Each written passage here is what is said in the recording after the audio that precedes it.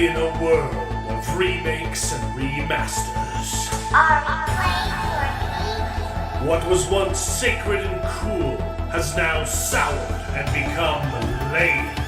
Red? Gone are the days of Hans and Cowabunga. Now is the reign of slurp juice and dabs. Kids these days don't even know how bad they've got it. Now it's up to the best generation to rise to the occasion and make a show that dares to go where a lot of other nerdy shows have already gone quite a bit. That's right. They're going to talk about it a lot.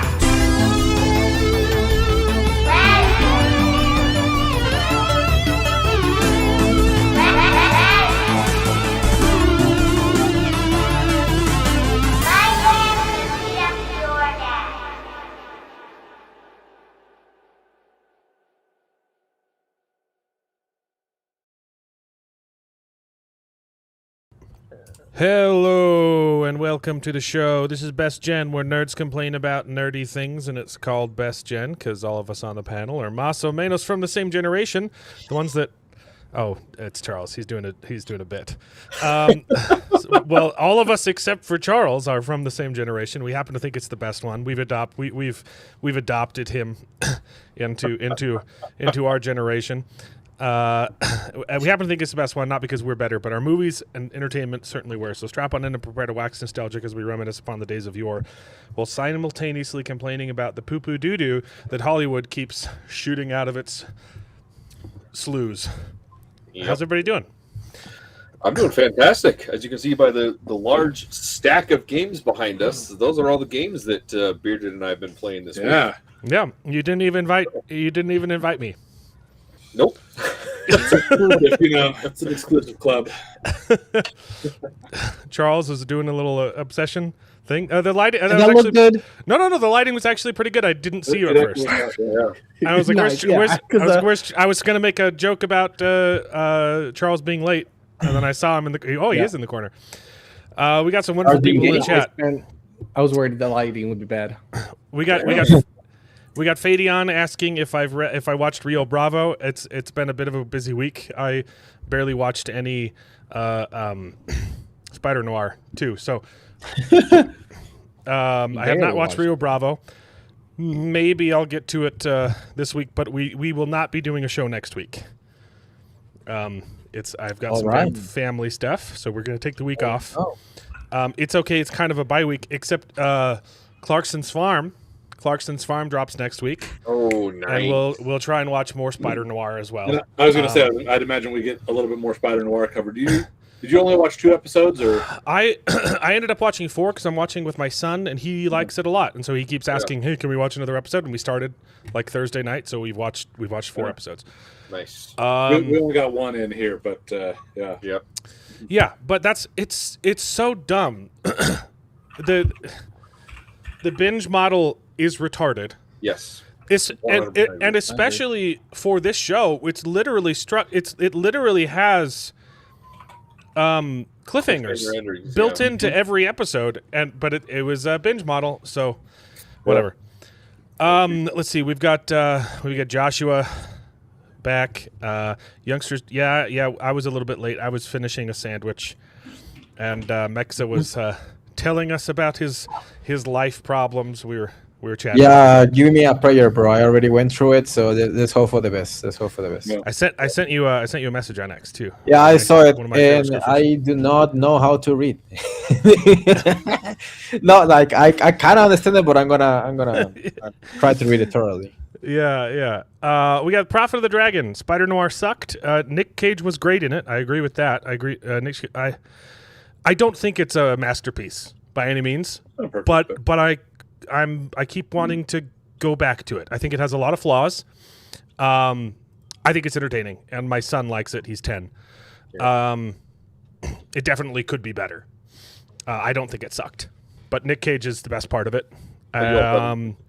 Better writing yeah, this could be a masterpiece, and unfortunately, it's just pretty good. It's okay. Cracking open a cold one. Yeah, I only caught a bit of Prophet's live stream. He was talking about the Wheel of Time Kickstarter board game, which I backed. So did I. there were I didn't know about it though, but there were a teeny bit of woke changes that were made to the board game. The original they made a bunch of characters black. Only a handful, but there's pictures of earlier versions where Demandred is white, and then they changed to black. And you're like, dude, come on, like. So it looks like there's a teeny bit of like IWAT shenanigans they have to listen to, but for the most part, they don't have to listen to a lot of IWAT. So yeah, for the most part, all the character drawings are spot on from the book. I know the art looks really phenomenal. Great. And I can stomach 10% woke, and the game looks really good. So yeah, that's what I've seen from the gameplay too, and every game that this company has made is also good. So like I'm in. Yeah. Which book? Prophet's gonna be streaming tonight. Oh, if you've make sure you created your stream so I can rate it. I can redirect. What book? What are we talking about? Oh. Joshua's reading. Got it. Okay.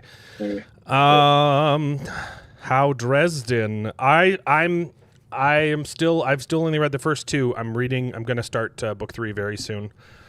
I've got to finish an Orson Scott Card series that's pretty short. I'm on the last 2 books.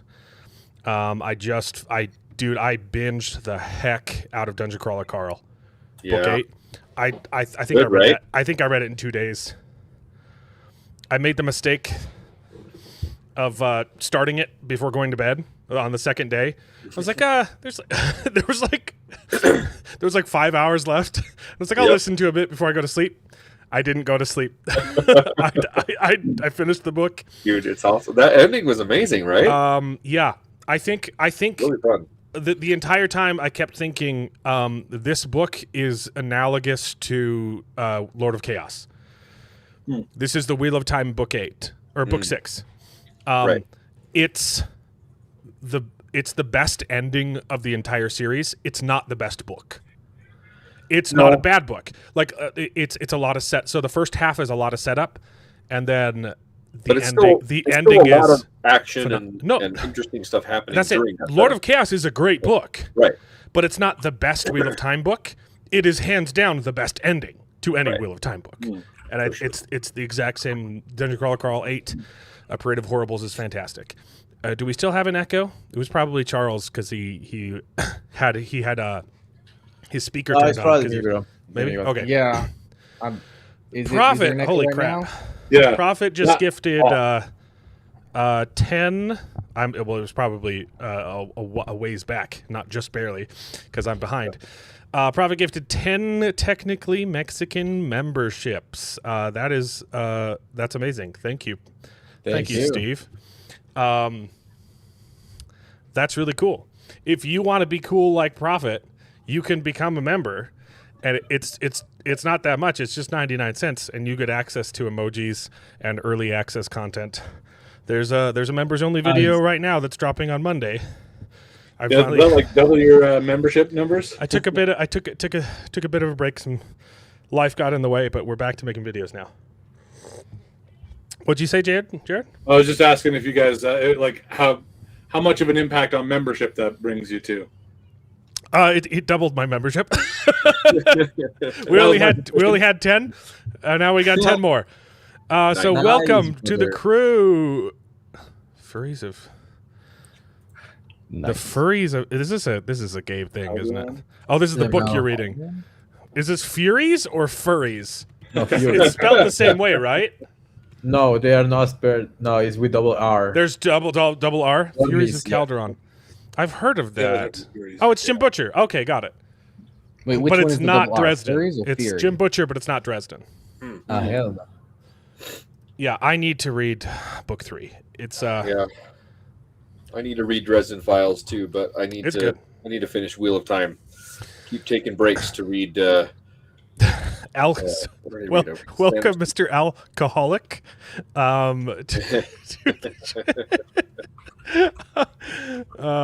we got some more channel members. Thank you, Steve. That was Nice. That was awesome.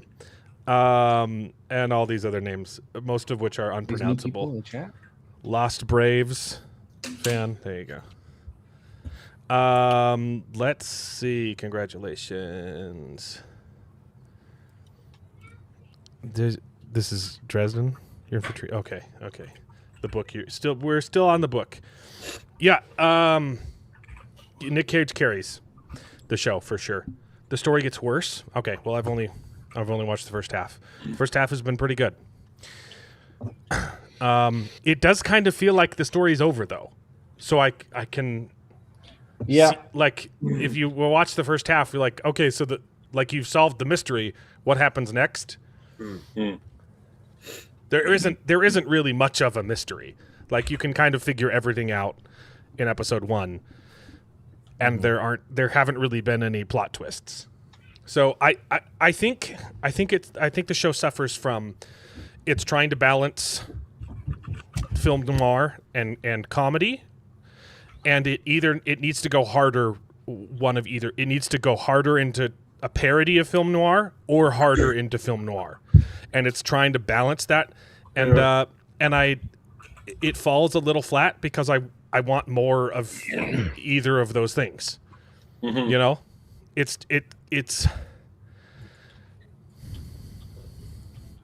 Yeah. It's not enough film noir and it's not enough comedy. Yeah, that makes sense.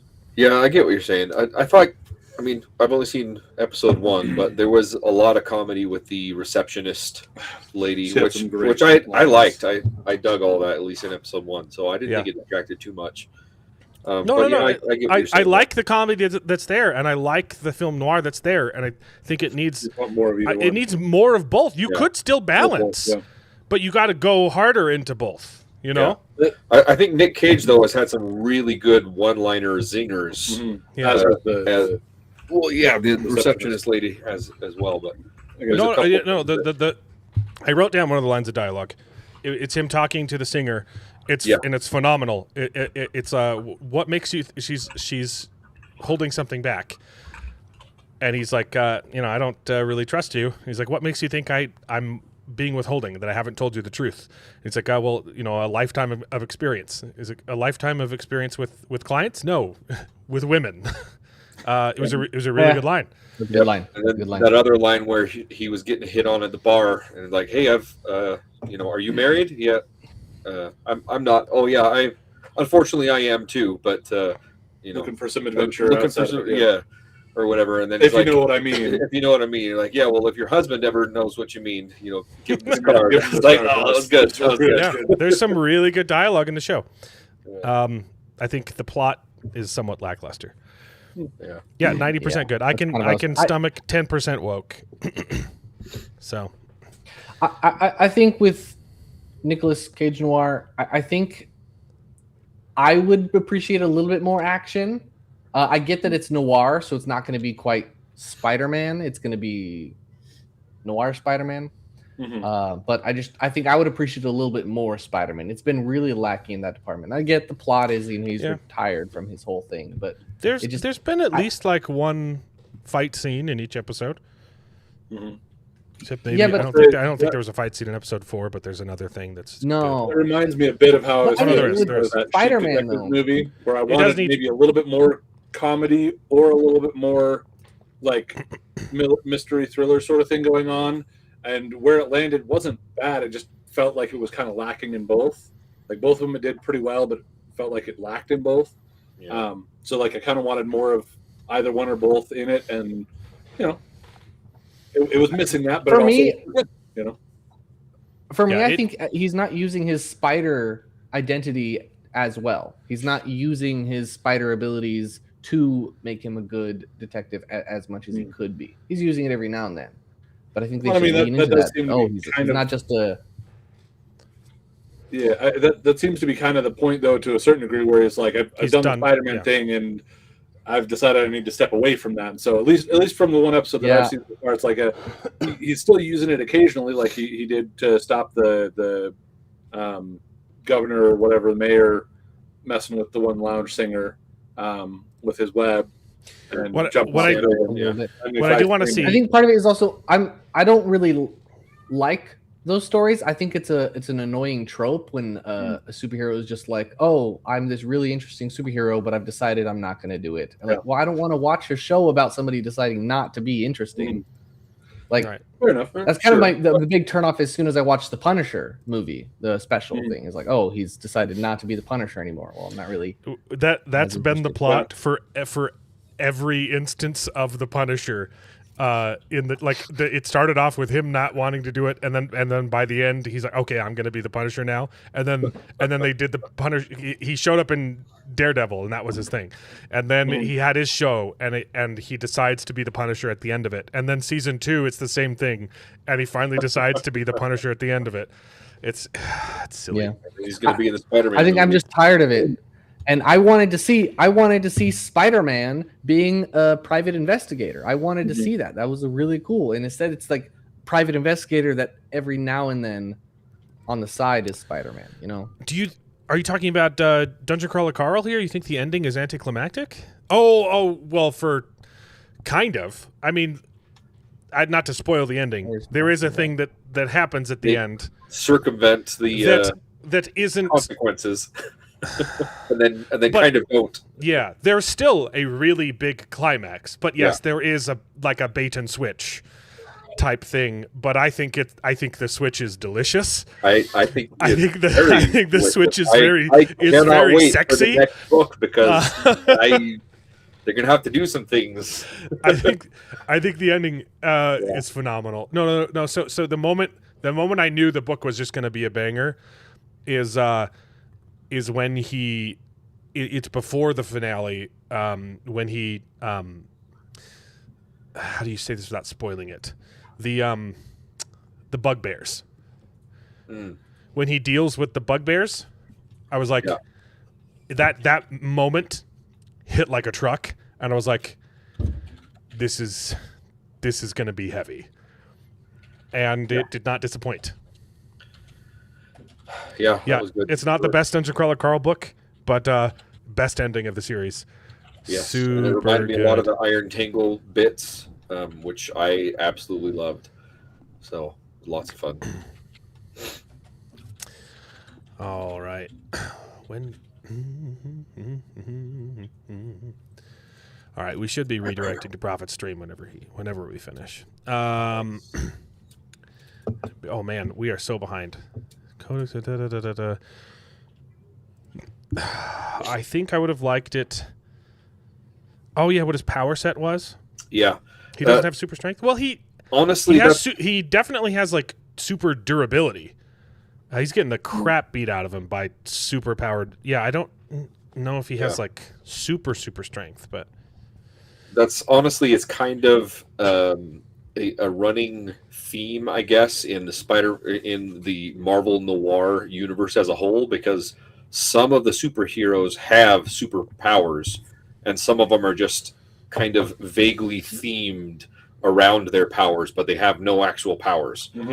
So it's, as you're reading through Marvel Noir, you're like, wait, what powers do they have? It is kind of the same in comics. And I can definitely understand, though, feeling like it would be nice if it was a little bit more clear to the audience what's going on, or at the very least that it is intended to be you're figuring it out, and that you get to figure it out rather than just, oh wait, what? And confused the whole time. Yeah, so I could see that being a complaint. we're actually, so you only watched one episode?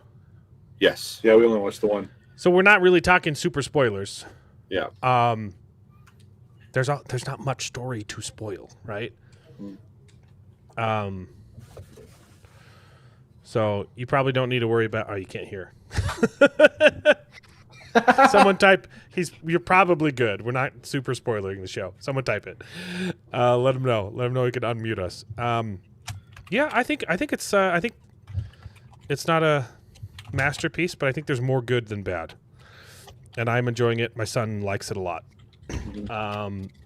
I think it looks way better in black and white, and I don't know why they did two versions. Well, I have something to say about that because let me finish typing this. At least for the first, like I kept jumping back Yeah. and forth. The color was jarring. Like it looked like it had been painted on, and in a couple of I the think scenes, they went for that look on purpose because when there were lots of films that were filmed in black and white, and then they went back Yes. and recolorized it. And that's I didn't kind like of it. The oversaturated look that you get. And they're going I haven't for tried the that color version. or an homage to Right. that idea. So even if it's something you don't like overall, it makes sense for them to have done it that way, at least Yeah. in my mind. I I stopped black and jumping back and forth. But episode 1, I jumped back and forth, and like the black and white was just so much better that the rest of the series I just watched, the rest of the 4 episodes I just watched in black and white, and so I don't know if it gets better, but at least for episode 1, just watch it in black and white. I agree for the most part. However, when you're filming in black and white, you cannot. You have to That's light the problem. your sets differently. That's the problem. The fact Yeah. that they did both was stupid because It it makes kind the of black and undercut the both black of and them. white looks better, but it could have been even better. And there are some scenes where like there's not enough contrast in this scene Yes, because exactly. they filmed it in color and turned it into black and white. Like Right. Yep, that's like what I was he gonna needs bring to up. be like They should have commit to the His black and pink- white look and the- filmed it. if better. They you're have filming to in black and white, sharper like lights. you film in weird colors. Like if Yeah. you look at the set of the Addams Family, it's all pink. It's pink. It's a bright pink room because it makes the black and white footage look better. Right. It picks up light differently. And because they couldn't do stuff like that, they had to make it look good and also color. The black and white suffers. That again, I being think said, they- I still think the black and white looks better than the color, I agree. which is why I'm mad that they even tried doing the color because it made the black and white look worse. Yeah. Yeah, it is an unfortunate thing that there are a lot of people who decide that they wouldn't want to bother with something that's in black and white because they find it Yeah. too old timey or whatever. I don't know. I think those people might be dumb, but I do get that that's probably where they're what you know. Just stylize it like the other Sin City.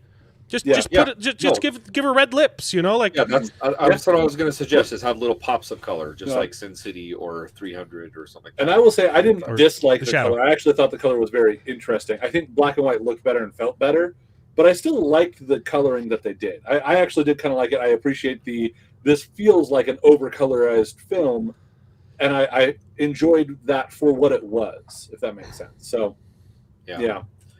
Yeah, I definitely preferred black and white, and I wish they would have commit to it, especially because this is a noir film and it's supposed to be black and white, right? And then they even go further in the Across the Spider-Verse movies where he's all black and white, right? He comes from a black and white world. That's a Can't trope that even he's doing. Perceived color. Yeah, he steals the Rubik's cube because he can't understand it. it's a film noir. It's okay to be Right. black and white. Like Yeah, just grow up. They should have just commit to it. I'm not going to disagree with you. I think they should have committed to it. I think it would have been better if they had just committed to it. Absolutely. Here's the thing: I could have watched it all if I didn't have to watch it with my kid. So, I could have just binged it. But also, it's stupid that they dumped it all. Yeah. Black. The cinematography is quite good. Yeah. There's some really, Some of the really thought- good some of shots in the show. camera angles and some of the action sequences, just in episode 1, were really, really well done. Yeah. I do. I don't remember what I was going to say. Never mind. I'm not sure I really understand his black friend, Winston from New Yeah. Girl. I don't even know his name in the show. I don't really know why he's in the show. Because he's kind of taking the place of Peter Parker. You know, like it's much. because they both That's kind of worked like- they both used to work for the Daily Bugle. It's you're like, well then why do Yeah. you need both of these characters? He's not really offering anything. He's actually kind of taking up plot that Nick Cage should have. He's doing half of the of the film noir stuff.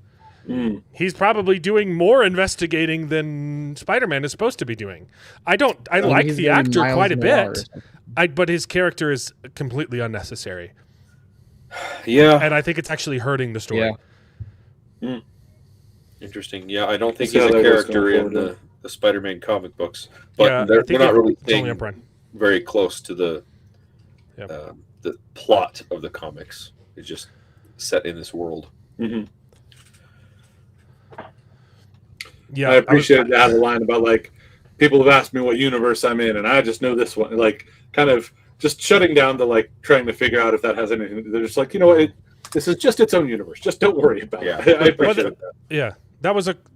Is that a question that he got asked in the Spider-Verse movie? I haven't. No, watched like it in a just long at the time. beginning of the show. They No, were- I know, but is that some? Is that outside of the? did you he know. get? I know that I know Yeah. what it's for, but in the Spider-Verse movie, did someone ask him that? What No. universe are you from?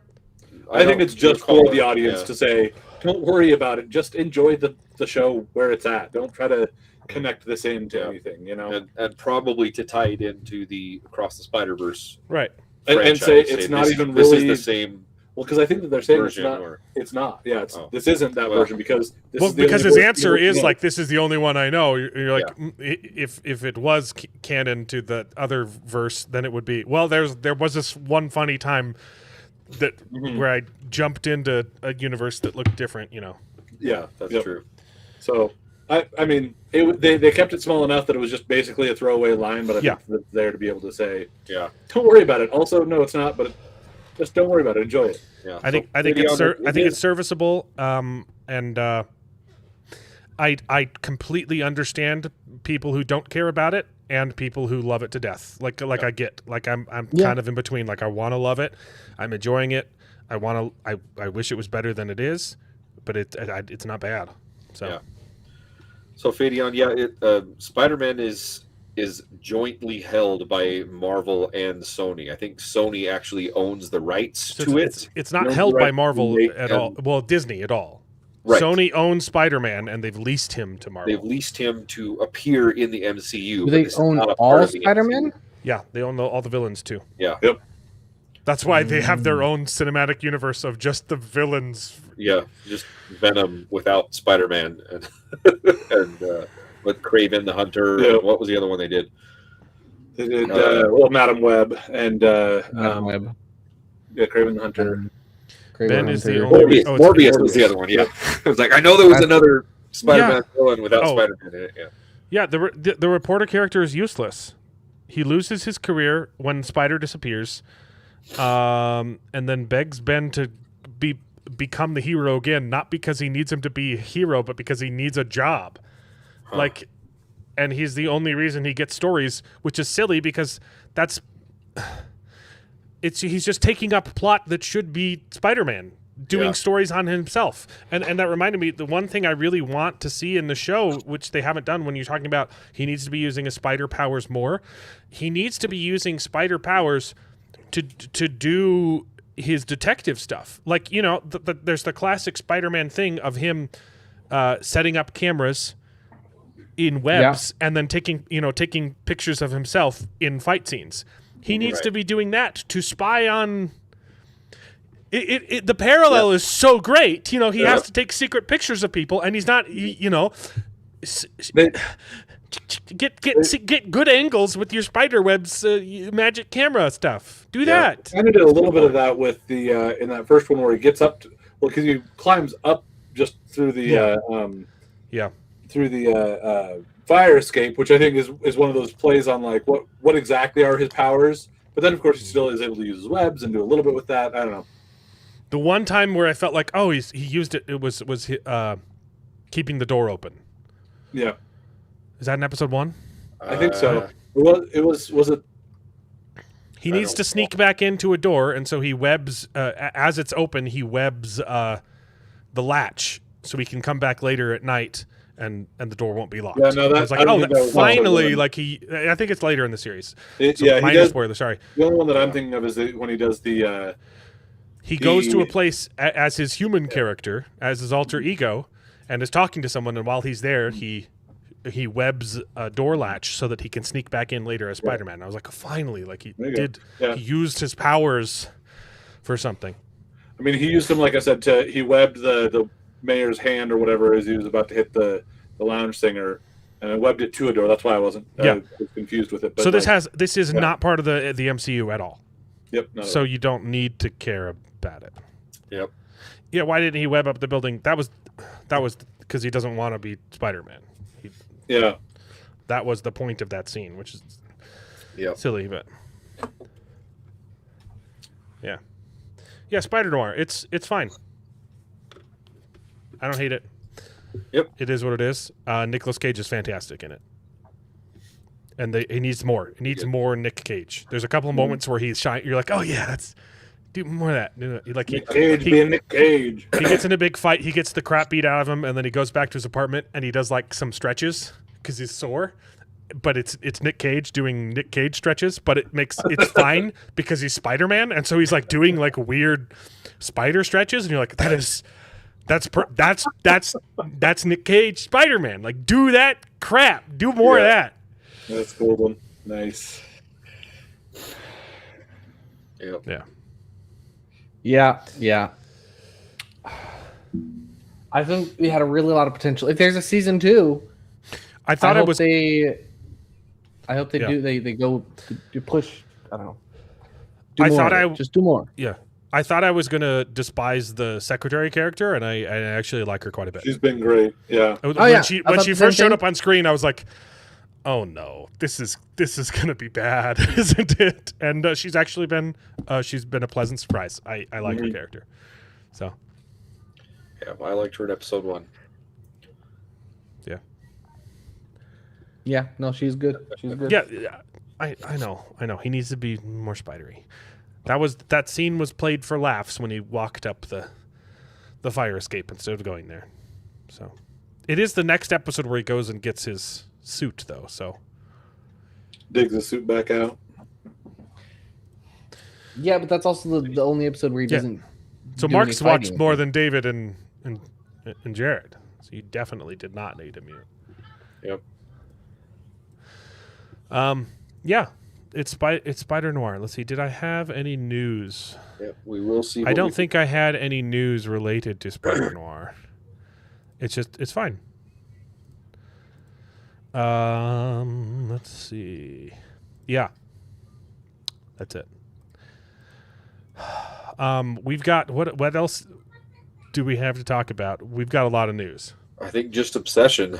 You want to do and we're gonna go full spoilers for Obsession later. Not yet. You don't have to tune out yet, because I was the only one that saw it last week, which wasn't even the opening week. I saw it on a Tuesday, right? Because I didn't get to see Obsession opening weekend.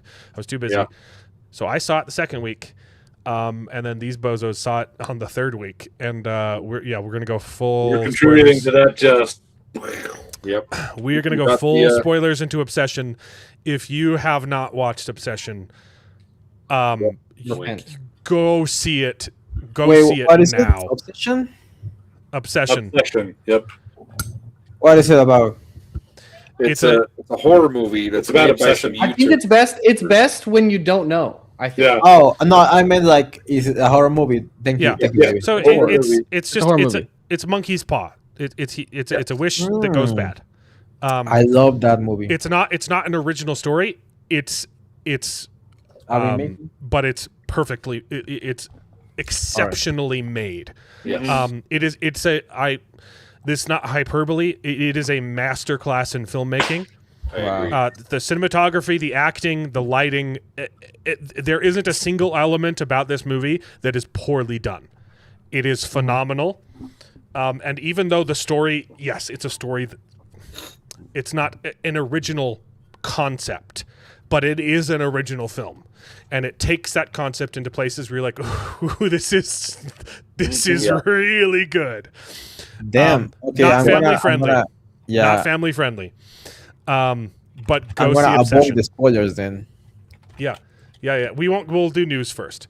Thank you. But I've got linked in the description is their YouTube channel. It's made by a bunch of YouTubers. It's That's a Bad Idea.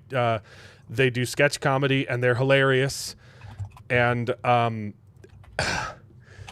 Hollywood has just got to be shaking in their boots. Let's look at some of these numbers.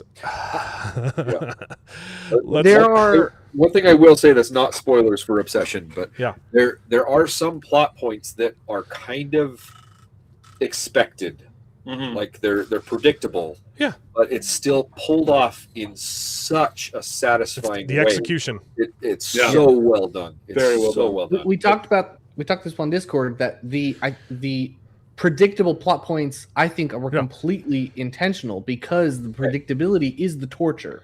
Right. The fact that you know exactly Yeah, what's like- going to happen tortures you the entire movie because you know exactly where Yeah, it's you're just waiting for you the know, ball it's to like drop. watching your children make bad financial decisions. You're like, I know how this story ends. Like, please Yep. don't do that. But it has. That's a the way perfect way to- it's going. Yep. You know, and I'd said before, like the ending.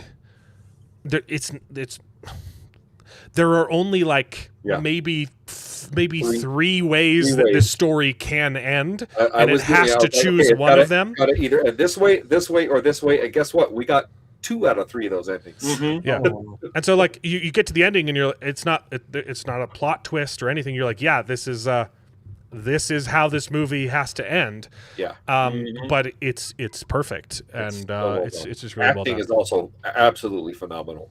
Phenomenal. He's- Oh my goodness. I Yeah. am watching every movie that this actress is in Mhm. from now on. I didn't know she was in anything, but it turns out she's She's been in a couple other no-name movies Yeah. that I have never heard That's the one. before, but I had heard of one of them. She's But in I'm following her. She's from in now on. Superman and Lois, the TV show. Apparently, I don't- oh, she's a love Oh. interest for one of Superman's sons, or something like that. I don't know. gotcha. She's amazing. Yeah, She's incredible, and she deserves an Oscar for. yeah. She's incredible. Go watch Obsession. So, there's another movie in theaters. Well, that's an interesting one. I have to go see that at some point. There's another movie in theaters made by a small independent publisher called Disney Star Wars Lucasfilms. Yeah. I don't think I've ever heard of them. Now, granted,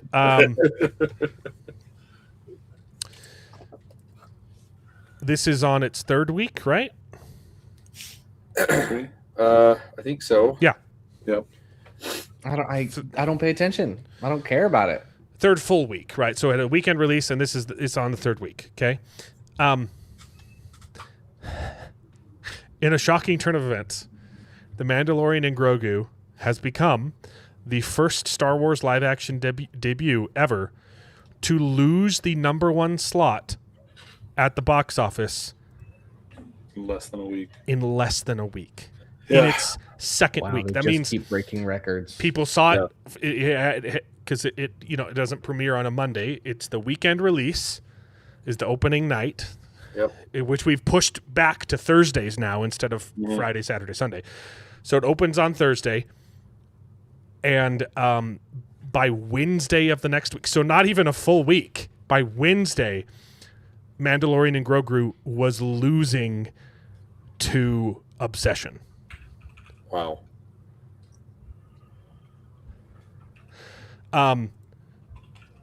Which was also not its premiere. Right. That was its second, or no, yeah, that was its 2nd week. Yeah. Obsession had a pretty small opening weekend. Mm-hmm. Let's see, actually. So let's see, Star Wars is, Yeah. did it open on the 22nd?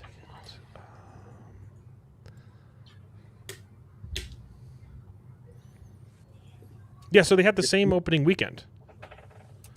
Right? I No. thought it was. No. Okay, so Obsession is older. Obsession came out a week before Star Wars. So I was wrong. That's worse. Yeah. That's way worse. Mandalorian was 22nd. Obsession dropped a week before Star Wars. Okay? Obsession opened to a very small opening. It's a very small movie.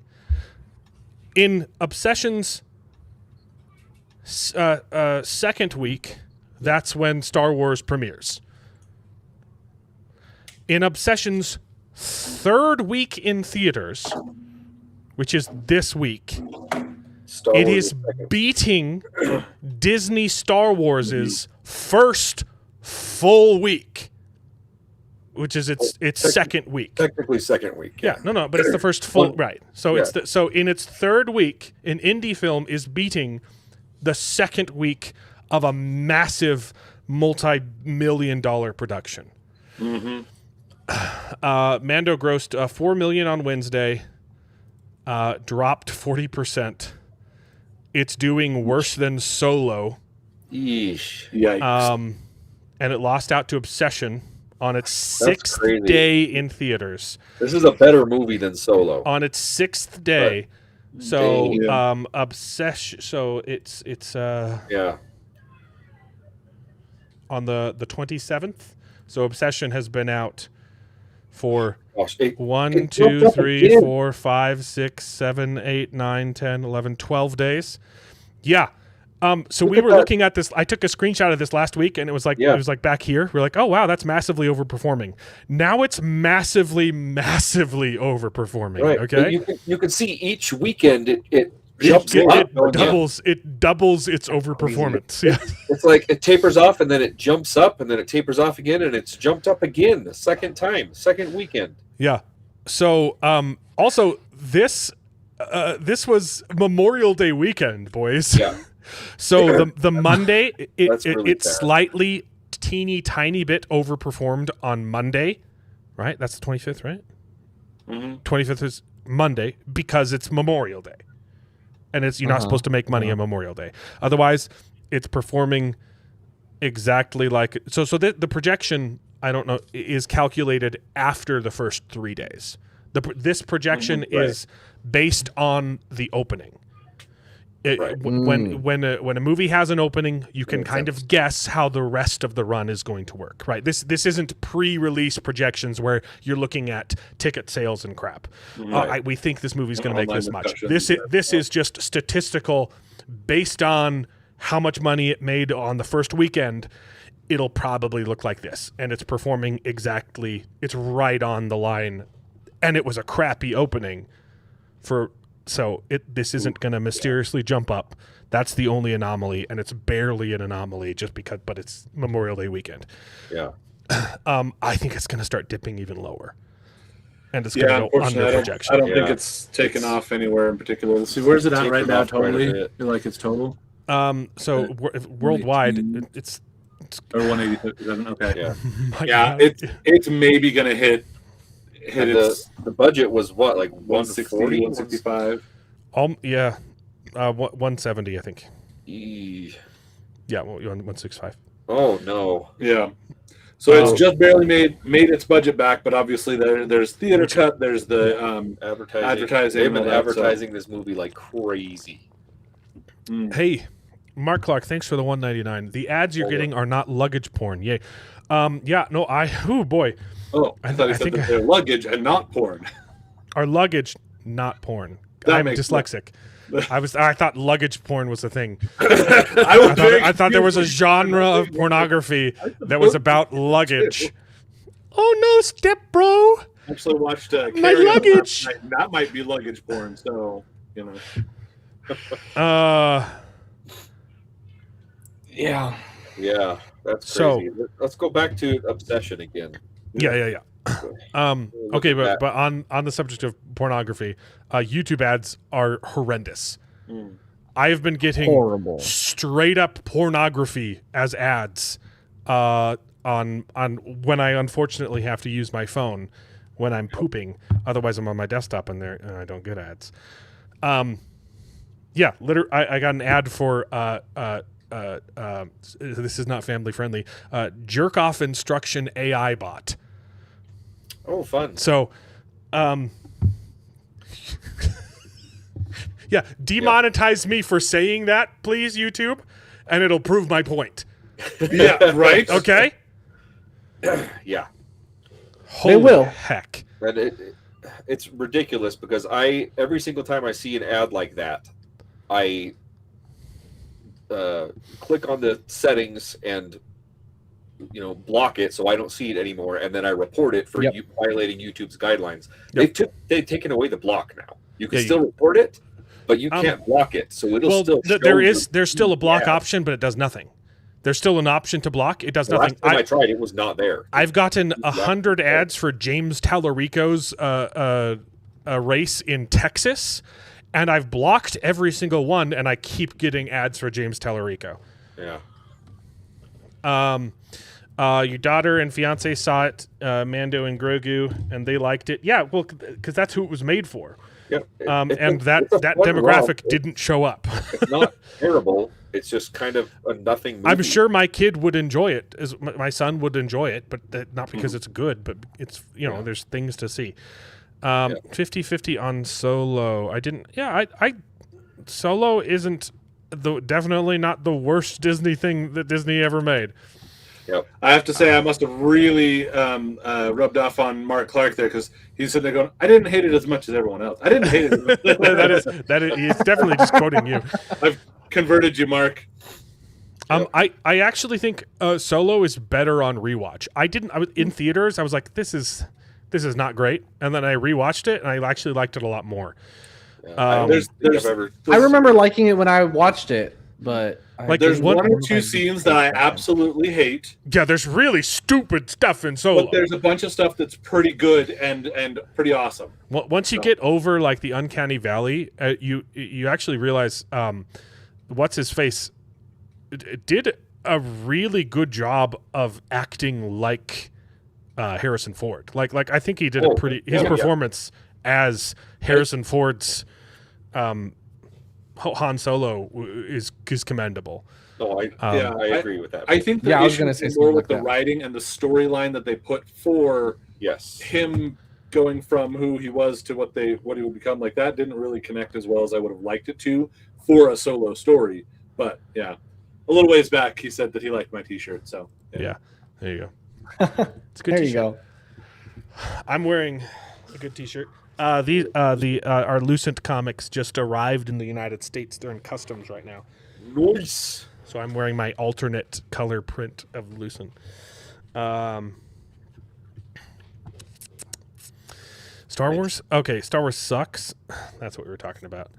Yeah, so it might not even make 200 million, which is real bad. I mean, it'll make 200 total. I think it will. I think it'll. It's going to slow down quite a bit. Yeah. I think that there's still a really good chance that it'll money? make. How much?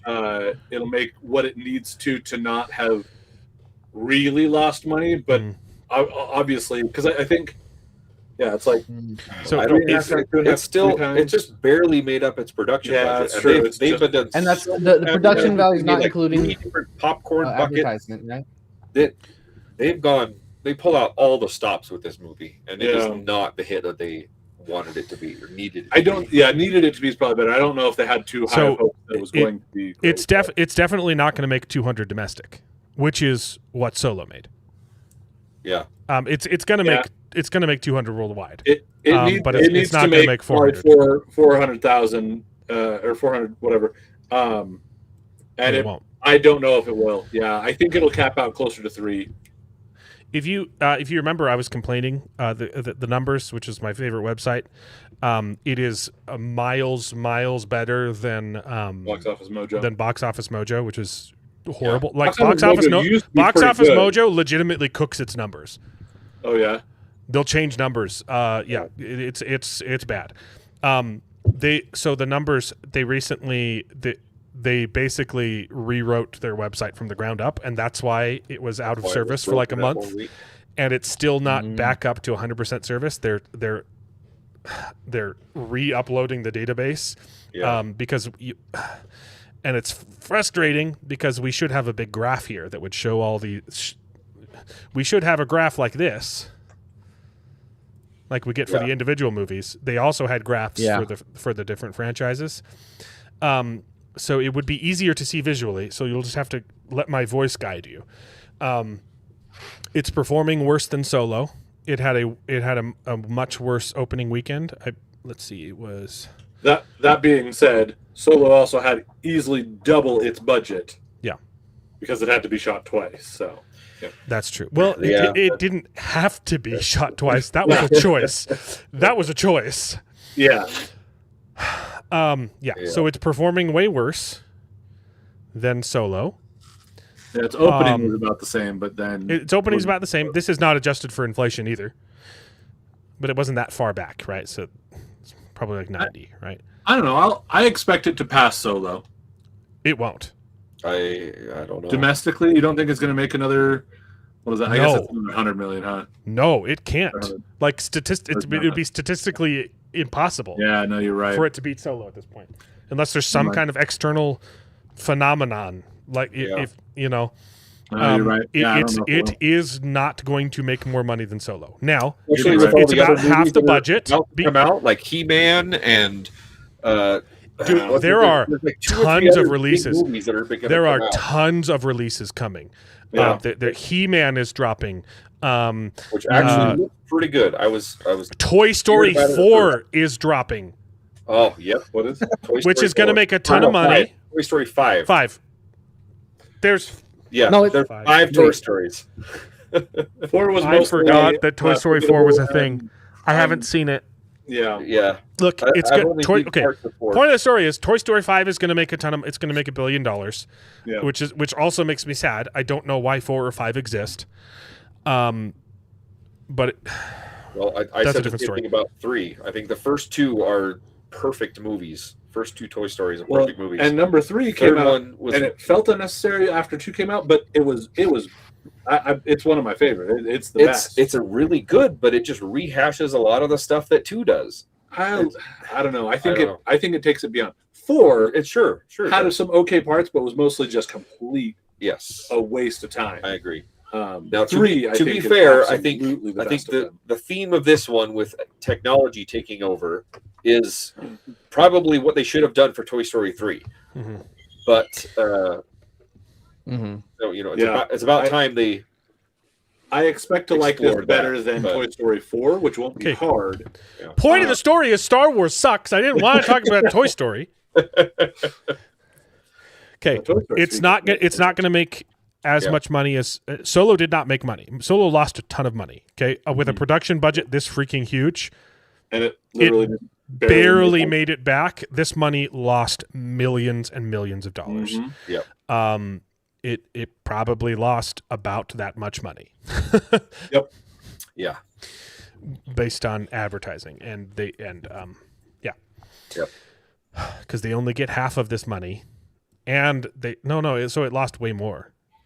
They get about 2/3 of that money, but then they also have to have paid marketing. Right. So yeah, They lost a ton of money. Yeah. A ton of money on Solo. So it's not going to make it. It's statistically impossible at this point for it to make more money than Solo, you're right. You're right. either Especially domestically with or the globally. slate Like of it, upcoming releases, I don't think it's going to. Looking Unfortunately, now at the it different doesn't numbers have to on make that. as much back, but Correct. still, this is a bomb. This is a box office bomb. In order to be profitable, it needs to make at least $400 million, and it won't. That's to break even. That's to break even. Exactly. So that's not to be profitable. That is to get their money back. Yeah. To be profitable, they need to make more More than that. Yeah. You're right. So imagine, sinking, $500,000 into a film to make $0. That's not profitable, right? And here's one place where you that could be okay is if it's really good and it gives you brand success as a in the pop cultural awareness, which this is not good enough to do. This is negative awareness. This is Yeah. bad publicity. Mm-hmm. Regardless of how it performs, this is making Star Wars look bad. Mm-hmm. yeah. Yes. A lot of the commentary I'd been seeing was that probably Star Wars is more looking towards Starfighter for its real comeback and reemergence or whatever. Yeah. Um, We haven't seen and trailers for that that. they're just hoping that this can bridge the gap and keep them going. And so all they need is for it to just kind of be there and keep bridge the gap. And unfortunately, I think that this did do a disservice to the Yeah. franchise. That's So, the problem. so In the wait Starfighter is for- Starfighter is going to They've make already money. been blown. There Yeah. hasn't been a Star Wars movie in way too long. There Yep. not a bridge there. Yep. So it's too late to bridge the gap. Plus, Mm. the movie underdelivered. It Yep. was. Here's the it thing, was though. a mess. It was fun. but it was Starfighter a mess. Starfighter is going to make money, but it's not because people want to see a Star Wars movie. It's because they want to see Ryan Gosling. Yep. Yeah. I almost said Reynolds that's- in my head. Right here, hold, yeah. It- Yeah, you're probably right about that.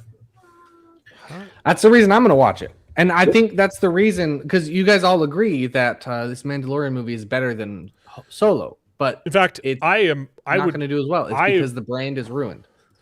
There were things with I this. will Again, eat there my- were a lot of things. There were 2 or 3 scenes in Solo I absolutely hated. Mandalorian Grogu did not have things that I absolutely hated like that. But So- I think Solo hit a few higher notes than It's- Mandalorian Grogu. It's Average is a little higher than Solo, but heights. it'll benefit from two things: Ryan Gosling, Mhm.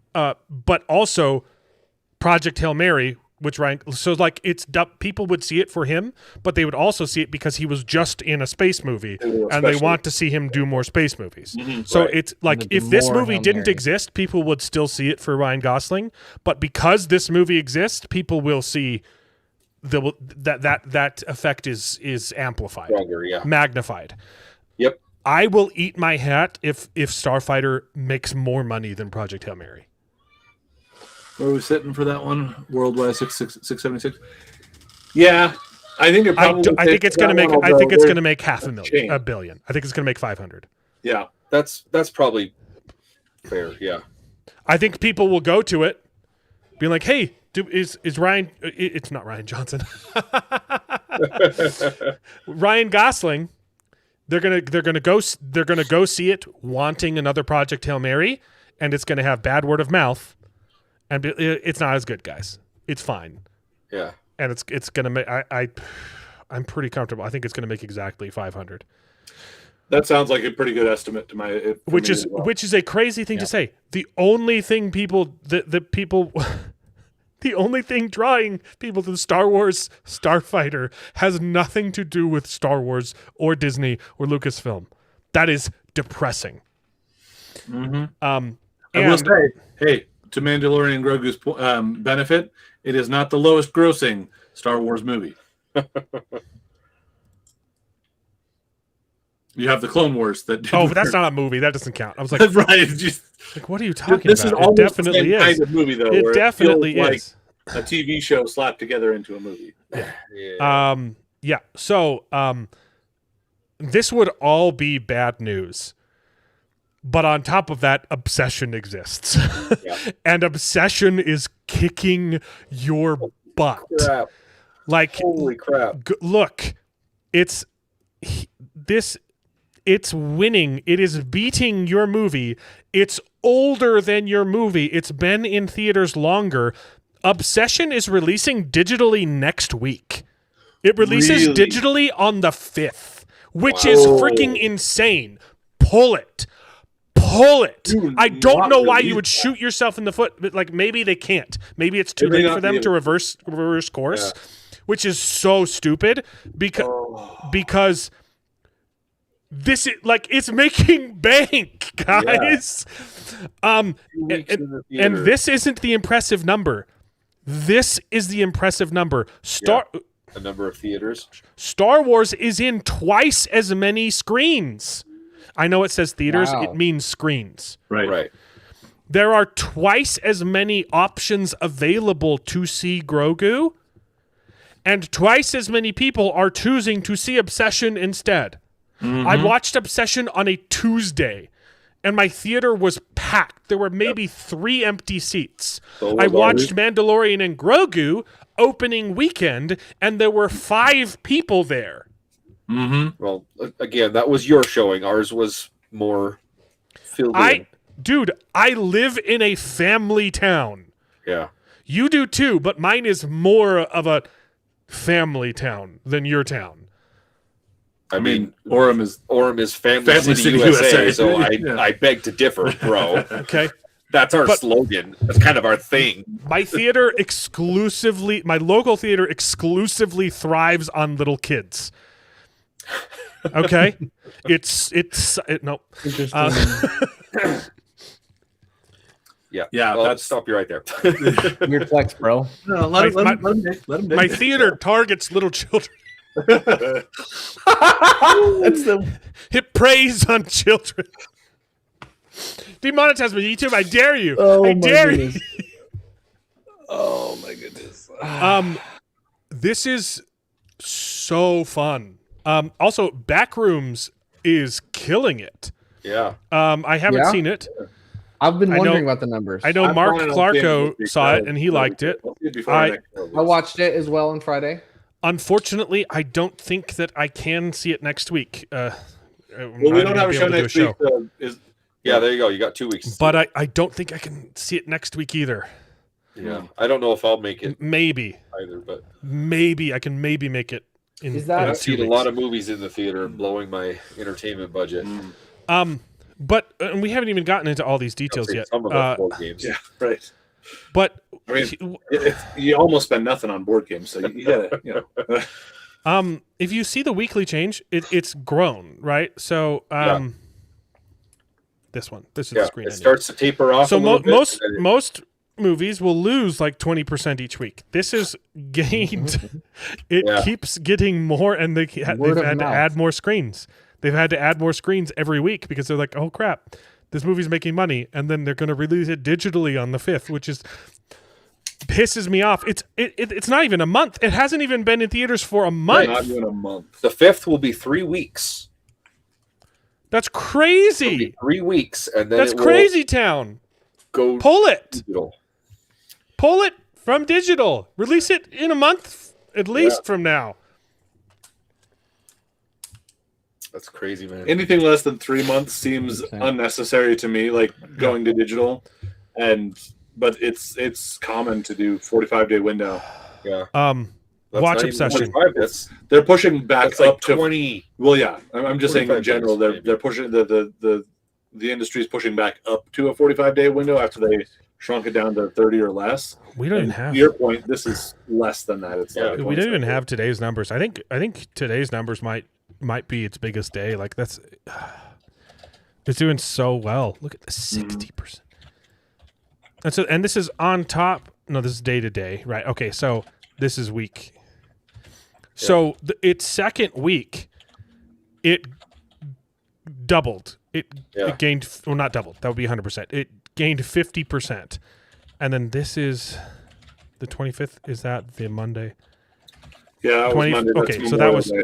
that's Memorial Day. That's an anomaly. That doesn't count. Okay, so it got 50% on its second week, and then on its third week, it got 40% on top of the 50%. Yeah. Mm-hmm. So that is 100% increase in its fourth week. It's its fourth week? Third week. It's the second week. It's been 15 days. That's 2 weeks. It's Saturday, right? Okay. In its third week, it doubled its views. Right. That's insane. And this movie, it says the production budget is $1 million, but that's because that's the lowest number they can put on here. Oh, really? This movie cost $750,000. Wow. Wow. Yeah. That's insane. It has made 108.8 times the 1 million budget. They just count budgets in millions. Yeah. So this is just a 1 in the database. That's insane. Yeah. Well, Time 108 congrats minutes. on and it's them. 108 times its budget. Yep. Man, I'd love to be a fly on the wall when he found out Yeah. that his Yeah, we that's thought what his movie we is. thought Iron Lung was a success. Iron Lung was made for $3 million. Wow. It was. I'd And say. it made $50 million. Obsession was made for under $1 million, and it's making $100 million. God. It's got 5 more. It's going to be like probably $5 settle million. around 150 because they're shooting themselves in the foot. Maybe Yeah. 120. Probably. But still, What does for it have the long? budget, that's insane. Okay, so That's insane. 150 domestic, you say? So No, that's worldwide. in total. Oh is no, worldwide. worldwide. One worldwide is 100. Okay. Domestic, it's probably Yeah. it might not reach 100. Yeah. Um, Also, their advertising has This been looks next to nothing. I've seen a couple posters. yeah, I didn't they, see they a just made trailer. some Your YouTube advertising videos. has Yeah, been only they- for They're just YouTube. using their on their YouTube channel. channel. They're using their YouTube channel to And advertise for this I crap. saw a window decal at the theater, and Yeah. I'm like, oh wow, that's a window That's it. decal for Okay. Obsession. Mm-hmm. Backrooms, which had a slightly bigger budget, but by Hollywood standards, this is pennies. Yeah. $10 million. also made by a 10 YouTuber. million. Yeah. Who got a little bit of backing. It's now, I think it's like a 50. It's going to be at least. No, it's probably going to be more. It's probably going to be like 60 million opening weekend. We still have tomorrow. We still have Sunday. Maybe 70 million. Day and tomorrow, yeah. Oh no, no. I saw it. Yeah, it was projecting about a 70 million opening weekend. Wow. Which that's better. That's better than Obsession. $7 million opening weekend. That's really good, especially for a small movie like that. Wow. It's almost as much as Godzilla Minus One was made for $15 million, and it made 100. Hollywood is dead. Hollywood sucks. It's dead. Crazy. It's crazy. This isn't real news, guys. Okay. Okay. I mean, Curry Parker is in talks to direct the Blade movie for Marvel, and his pitch is described as making white people's sinners. It's fake news. It's fake news, guys. They should be running scared, and they should be ashamed, and they deserve to be ashamed. Hollywood has just failed. It's failed its audience. It's failed its values. It doesn't have values anymore. It didn't really have values to begin with, but you know, I'd say early Hollywood did, but it's crazy. yeah. And they're going to learn the wrong lesson from this. They're going to think, okay, let's go hire YouTubers to make movies. Yep. And then I know I already told this joke on. And they're going to hire the worst YouTubers. We're gonna get an iJustine horror movie, and it's gonna be about how she's forced to use an Android phone.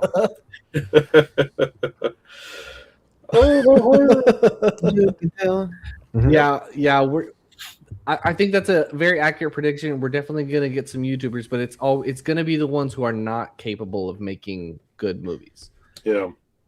Because the real lesson to take from it is that throwing money at the wall, fixing in post, and just all that's not the solution to making a good movie. Passion and smart directing is how you make a good movie, and they're not going to learn that lesson. Good writing. Yep. Worst part of Solo is Lando's robot, his sex robot. That's probably I might put it third or fourth down there, parts, but it is definitely one of the worst parts. Now the worst part of the movie is Solo. His how getting he got his name. Is getting his name. Yeah, that was ridiculous. Oh boy. Yeah, that was pretty bad. It's Mark Clark's 50th birthday. Yeah. I didn't think he was turning 50. We knew it was his birthday. He's not turning Happy 50. birthday. Happy birthday. I mean, I don't think you're 50, but you know. No. I've never seen him. I don't know. He's 50 at heart. He identifies as a boomer. Yeah, there you go. I feel you, brother. I'm 45, yeah. Yeah, I didn't know there was I forgot about the fourth one. I knew it was 3 really is amazing.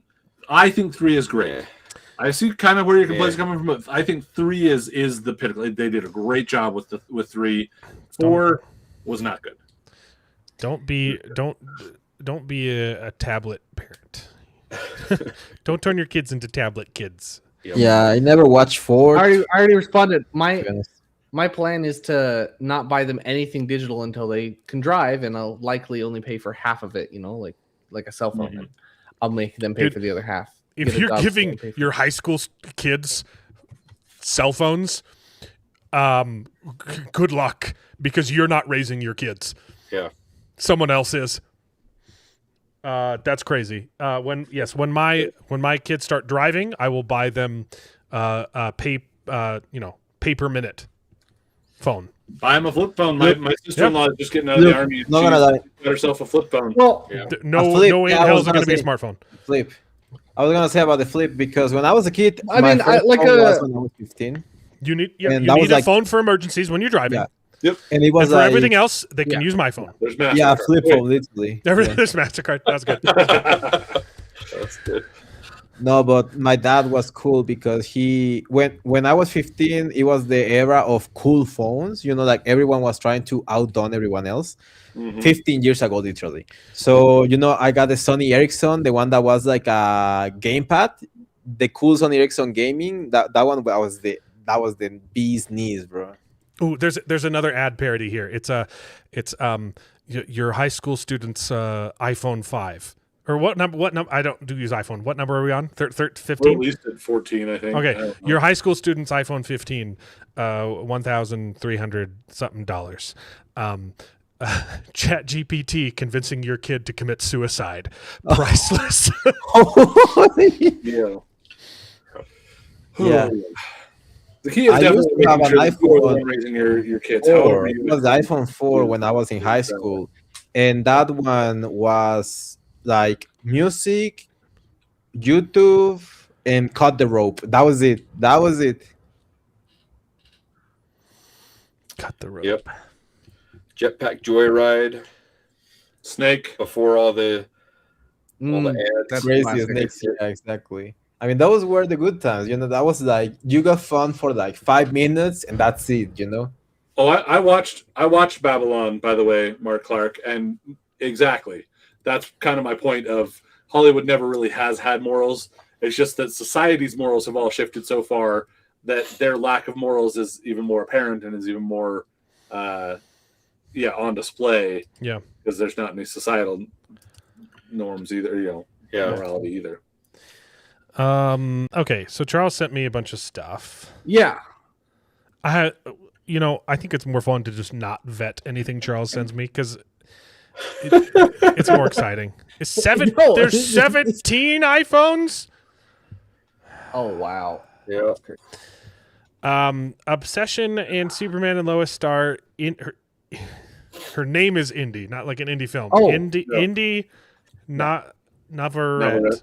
That's Obsession Lady, which man, she's so good. Set for roller coaster thriller titled in Vertigo from Yes, the name of the Fall producers. Yes. Is So called so Fall. have you guys ever seen the movie Fall? That's the one where they it's climb Fall, up a telephone where they pole, climb right? up the it's a No, great I- movie. I loved it. I didn't see it. It's fine. I recommend it. It's a good movie. I think you got the movie premise from the trailer, and I didn't need to watch it. Wait. It was just Hey, Charles. it was good though. Was this the like wait, couple of Charles, ladies Charles. climb up the It's not- telephone thing? Charles, Yeah. Charles. It was Do actually they- a little bit better in execution than just what was I got in the trailer, but yeah. Do they fall in it? Okay, all right. Hey, you know the premise of Obsession before you watch it too. Okay, so don't give me that crap. It's the same kind of deal. You know what's gonna happen, but the torture is the good part of it. Like Uh-huh. you Let me watch guess. it because There's two ladies, Not right? because- There's two ladies, and they climb up a telephone pole, and then they get stuck. Yeah. Yeah. Again, you Okay, should I know follow how this it. movie ends. I know how the movie ends. It's The Descent. Spoilers, I guess. It's It's- better it's- than I don't know that. if I've seen The It's The Descent. Descent. At some point, one of them falls, and they died in real life, but then it turns out they didn't. So the movie makes you think that they're still alive, but one of them's been dead the whole time, Yep. and her ghost Have you- helps her get down the telephone pole. So Is that how it you're a ends? little closer to it there, but again, Have you the seen it? execution still No, makes it I've seen The better. Descent, Charles. I haven't seen The Descent. It's been a Is that how while the movie since- ends? Am I right? Is that how the movie ends? Yes, yeah. Spoilers. Yes, you're right.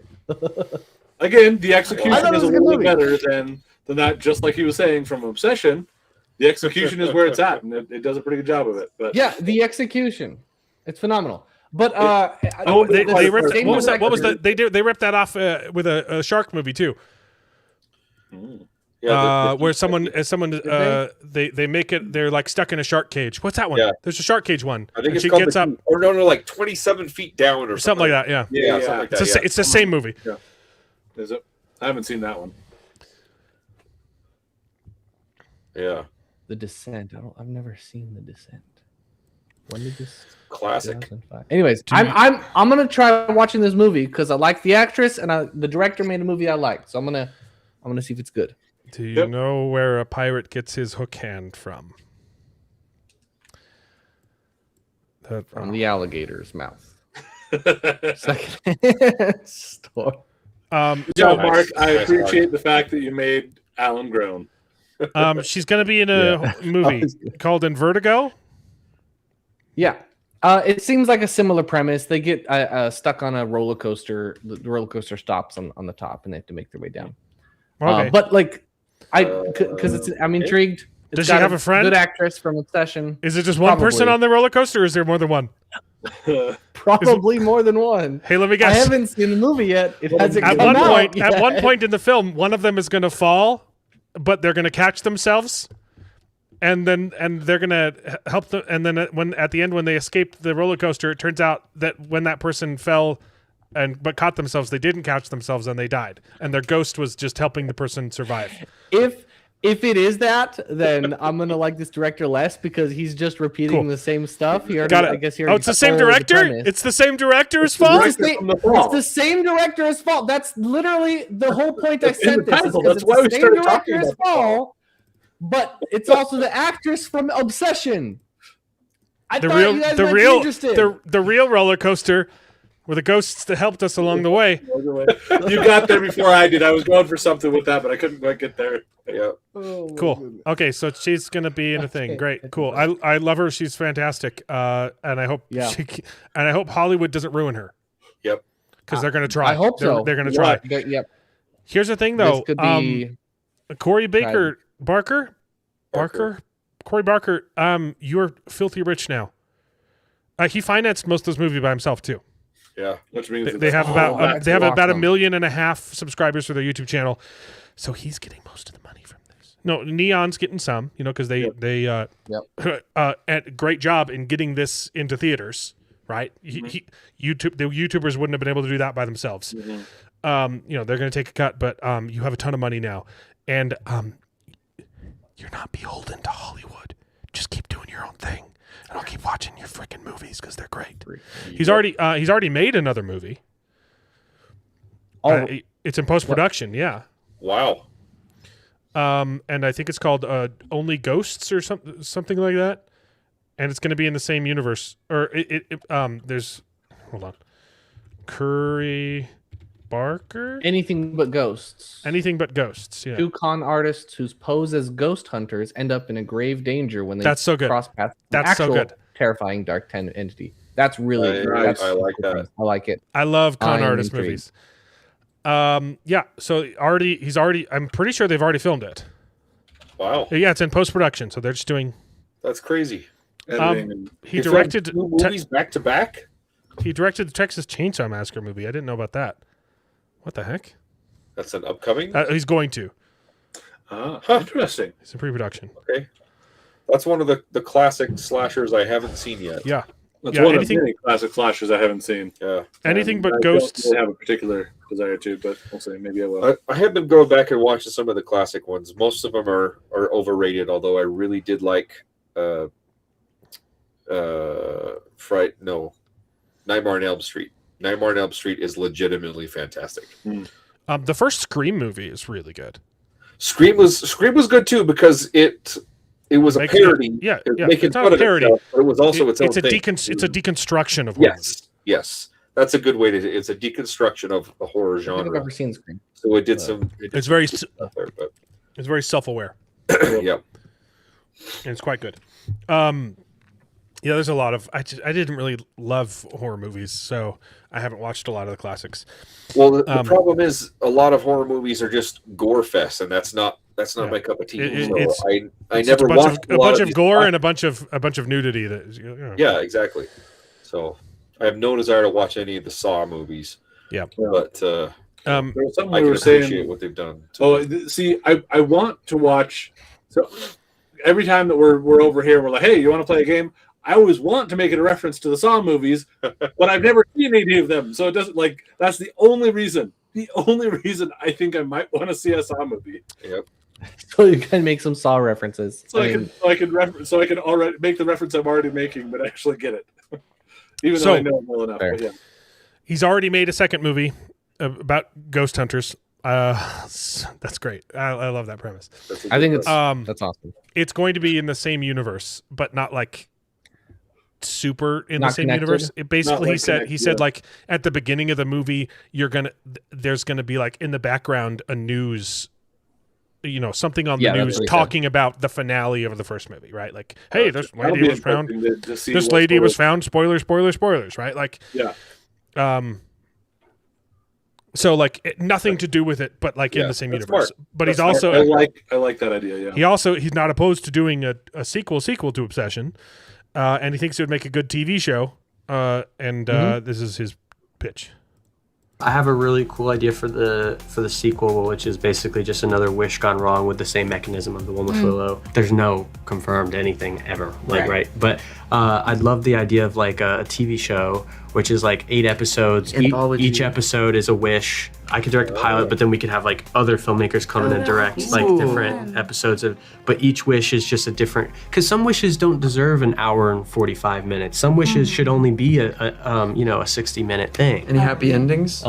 Any happy? Who knows? Maybe there's an episode where it like really works out, and you're waiting for something crazy to happen. It never does. And you're just like, Oh, that's brilliant. I have a.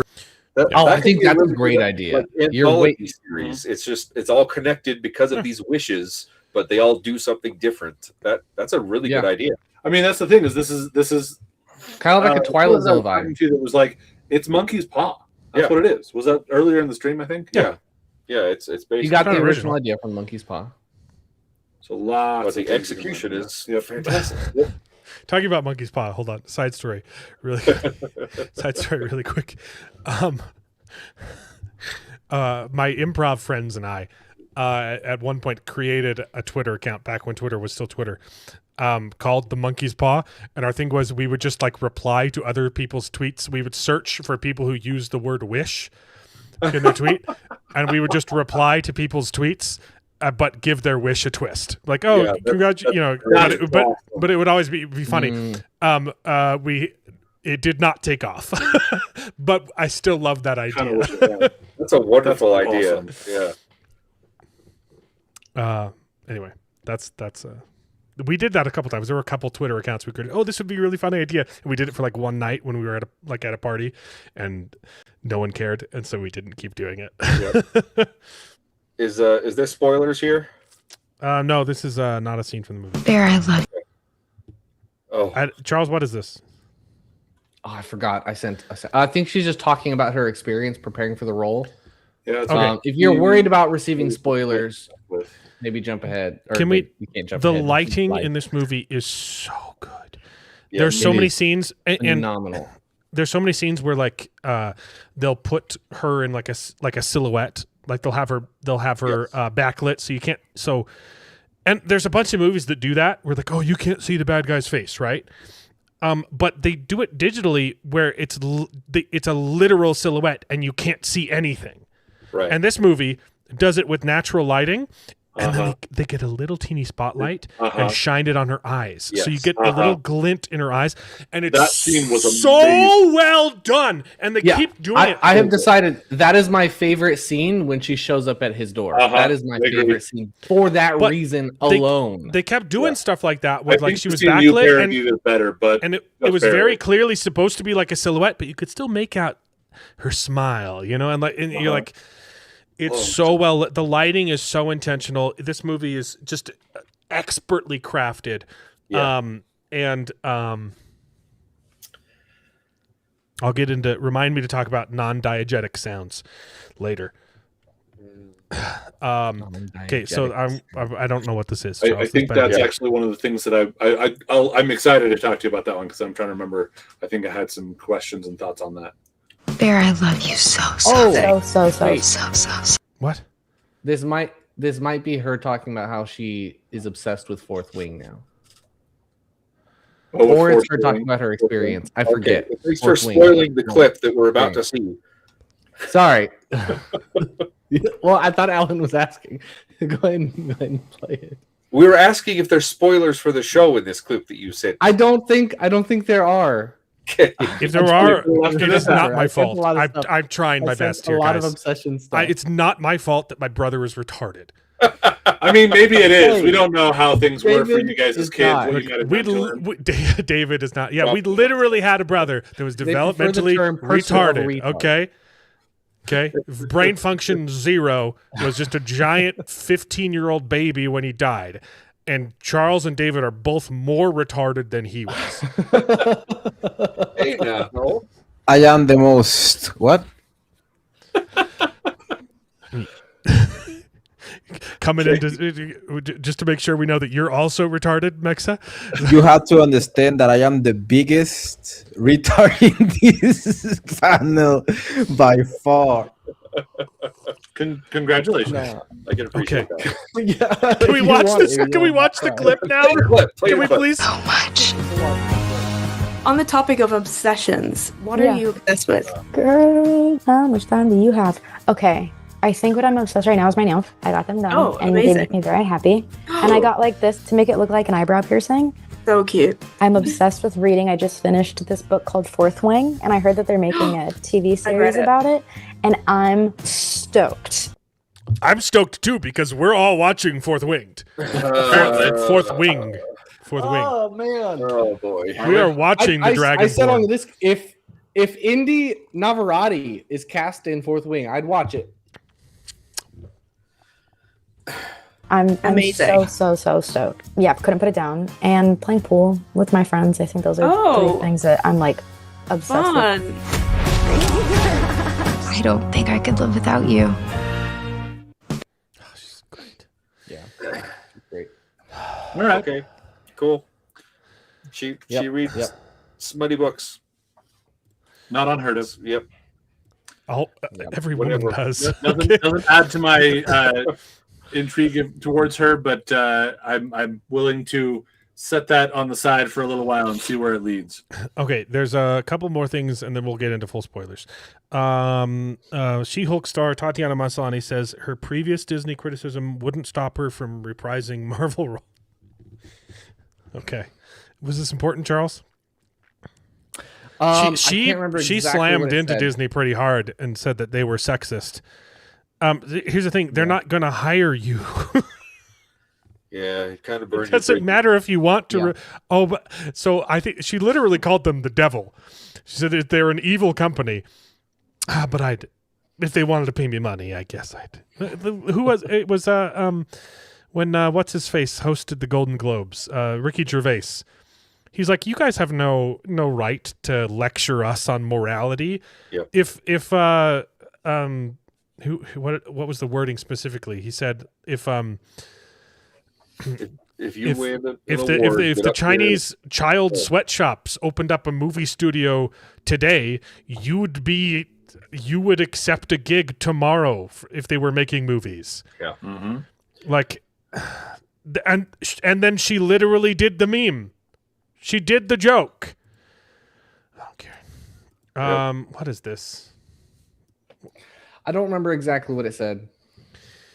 I'm not reading it. Looks like a You want trailer. us to watch the trailer for the new Duffer Brothers show? You don't need to. I just It's- I didn't. it's- I was thinking about this week. It's Stranger Things with old people. Yeah. It's Okay. Stranger Things in a geriatric community, in a retirement house place. It's just Stranger Things. I think again. that could be interesting.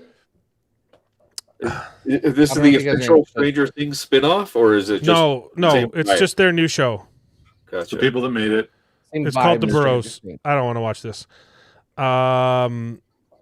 What is I might this, check it out, Charles? but- He sent me another one, and it's. You sent me the link in Portuguese. Oh my bad! I forgot. I Uh, forgot I have mine in Portuguese. Yeah, this is just a. I saw the trailer when I went to the theater. It's called the Ice Cream Man. Yeah. Let me pull up the I don't know. real tab. I got the weapons vibe from it. Well, there's going to be a lot of. I don't know There's if going to you be guys a heard lot of anything. people that are going to try and rip off Yeah, weapons because for it's it, really yeah. good. What about it? It's just Yeah. a thing that you saw. I just would. Yeah, pretty much. It looked good. I know nothing about it. I don't I know don't know if if I it looks trust. good, Roth? but it. No. I don't really know if I Is he- trust Eli he- Roth. He made else has Borderlands. he made? He's made a bunch of schlock. yeah. Yeah. Complete schlock. I don't expect this to be anywhere close to Yeah, no, never mind then. What else has he done? Though? Look, so he directed Borderlands, the Thanksgiving horror movie. We The had fun House- watching that one. That one was a The delightful, House with the Clock in its movie. Walls, the remake of Death Wish, Knock Knock. I've heard The Green Inferno was good. That's the first one I heard that was good out of all of his movies.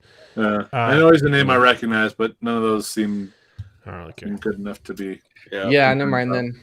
Okay. We allow Mex's retardation because English is a second language. There you go.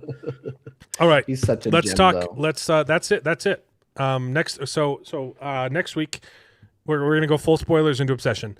So before we do, next week, no show. Yep. But in 2 weeks, we will have more Spider-Noir. We will have Clarkson's Farm to talk about. Nice. And that's also the we have Scary Movie 6 and Disclosure Day coming out next week. Oh, really? Disclosure Day looked. So Disclosure Day looks really good. I'm definitely not going to be able to see them all opening weekend. Yeah. So that's Most of them. At least by the next Scary one we Movie have. 6 actually looks pretty darn funny too. I might not watch Scary Movie 6 just because I haven't watched any of the other Scary Movie movies. They're and not. I also probably they're haven't like seen most of the horror movies that they're parodying. So they're anthologistic. It's not like you need to watch all of them. Watch up to the third. It's just my hang up on trying to see things as they go through. Yeah, watch up to the third. The third one is the best one. I love the third one. The third one literally cured me of a trauma that I have for the girl that goes on the Ring movies. Yeah. Yeah, I hated that bitch.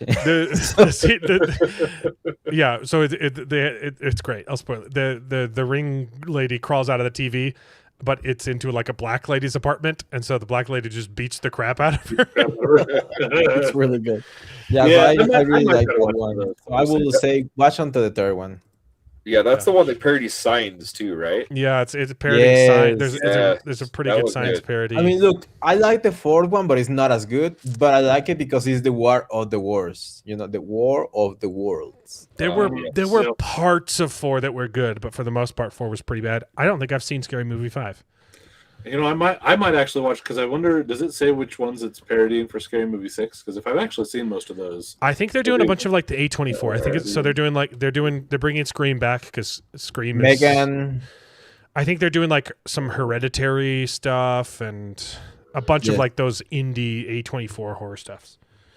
They just re-released they just made a new trailer that's kind of making fun of Backrooms, but I don't think that they make fun of Backrooms in the movie. They're just banking off of the trailer because they didn't know it was going to be out before they made it. You know, that would make sense. But it's the first. It's the Wayne brothers have it back now. So they made the first 2. Sinners, And Heretic, then their Stranger Movies Get Out, franchise was taken over by someone else. The Weapons, Smile. And so this is the first one where they have it back now. So people are saying it's going to be pretty good. So it's got a lot of movies it's credited with parodying. So yeah, I might give it a shot just because I get that it's an anthology and it's there's no real need to have seen the other ones, but again, for me, it's a mix of the what I have seen of the things it's parodying and the fact that I haven't watched any of the ones before it, even though I don't need to for understanding what's going on with the movie. It's still like nice to see what I mean, I hadn't seen any of the Saw movies, but I understood the references that they were making fun of. And I figured I'd probably get most of the references, but it's kind of annoying that they're just calling it Scary Movie instead of Scary Movie 6. But yeah, well, it's kind of like a rebrand though, because they have the franchise back now. You guys were talking when I was explaining that. Gotcha. So just watch the first 3. Yeah, literally just watch the first 3, which is the Wayans ones. And then they don't have the franchise anymore, and just a bunch of white people trying to make fun. Oh, so it's a spiritual sequel to the first 2 films, apparently. Yeah. So the Wayans brothers made the first 2 movies. Yeah. And then someone else took it from them, and the third movie is not made by the Wayans, but it's still pretty good. They wrote half of it. Gotcha. And then someone else took over and made half of 3 and 4 and 5. now they have it back, and this is technically 6, but it's like a reboot. So, Gotcha. it's just called Scary Movie. Nice. I get it, but also like, Got a coach. like they're taking back their word. It's their word now. Also, this only is they one can that say has- Scary Movie. The name of it actually has VI for 6, so they could very easily get 6 into that logo for that. Oh well, that's true. I mean, it's unfortunate, and I get their reasoning behind saying no. We're just gonna call. But it also, this, like, but like, they're driving this is home one like that you don't worked need for to it. have seen all of them. You can yeah. Sure. This is just my weird hang up on things for no good reason. But yeah, there is a 6 right in. And they did that for 5. They did the V. Yeah, I saw that for 5. Yeah. Gotcha. I don't think I've seen 5. I have not seen this. I think I've only seen 1 and 3. Yeah. I don't think I've seen any of them. I've seen little clips here and there because I remember the bit that they parodied The Others with Michael Jackson on that. That was in 3. The Others was one of the few movies horror movies that I'd seen from it. But yeah. So, full spoilers for Obsession. Mexa, you want to do that right now? Leave. you got to go. Because you got to see this movie. It's so you got good. to see it. Yeah, it's. Did you? I guess none of you. I just gotta say something fast, bro. You gotta check my Twitter. I'm blowing up on Twitter, like doing a lot of weird. Did you say something racist again? A lot of IDF comparisons of other basketball players. Oh yeah, but yeah, I had like 1 million impressions in like in the past few days. So nice. I'm doing good. And yeah, if you like basketball, bro, like right now the West Finals with the Spurs and the OKC is like literally the best game like in the past 10 years. So it's in the final 42 seconds. So I'm literally taped to the screen. Thank you for having me, guys. I had a good day, and thank you for helping me with my problem. Yeah, we love you, man. Yeah, no problem. Yeah, see you guys. Have a good one. Bye. It's great having you. Take care, Good to see you. Yeah, good luck. The white Good to woman hear you. in Scary Movie 2. Yeah, it's Anna Faris. I thought she was in all of them. Was she not in the first movie? I don't know. It is saying that she's First reprising four her role. Yeah, it says first 4 installments on that last page there. Was she not in? Hold on. So she might not have been in 5. She was in Scary Movie 1, 2, 3, and 4. Yeah.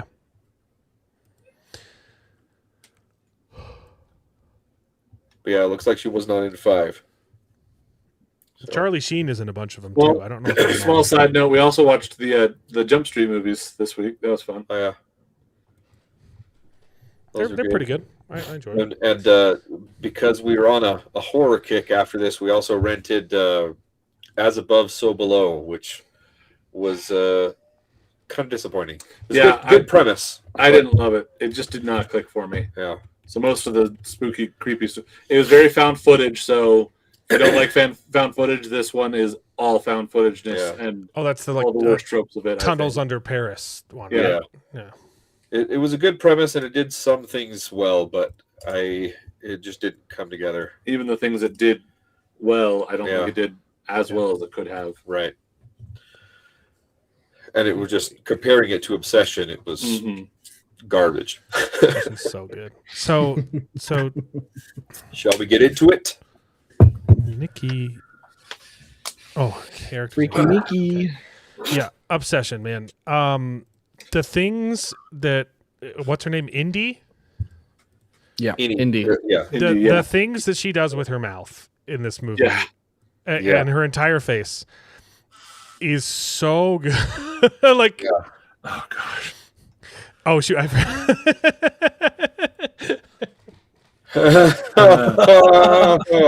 was on the wrong tweet. I was on the wrong tweet for that one. Sorry.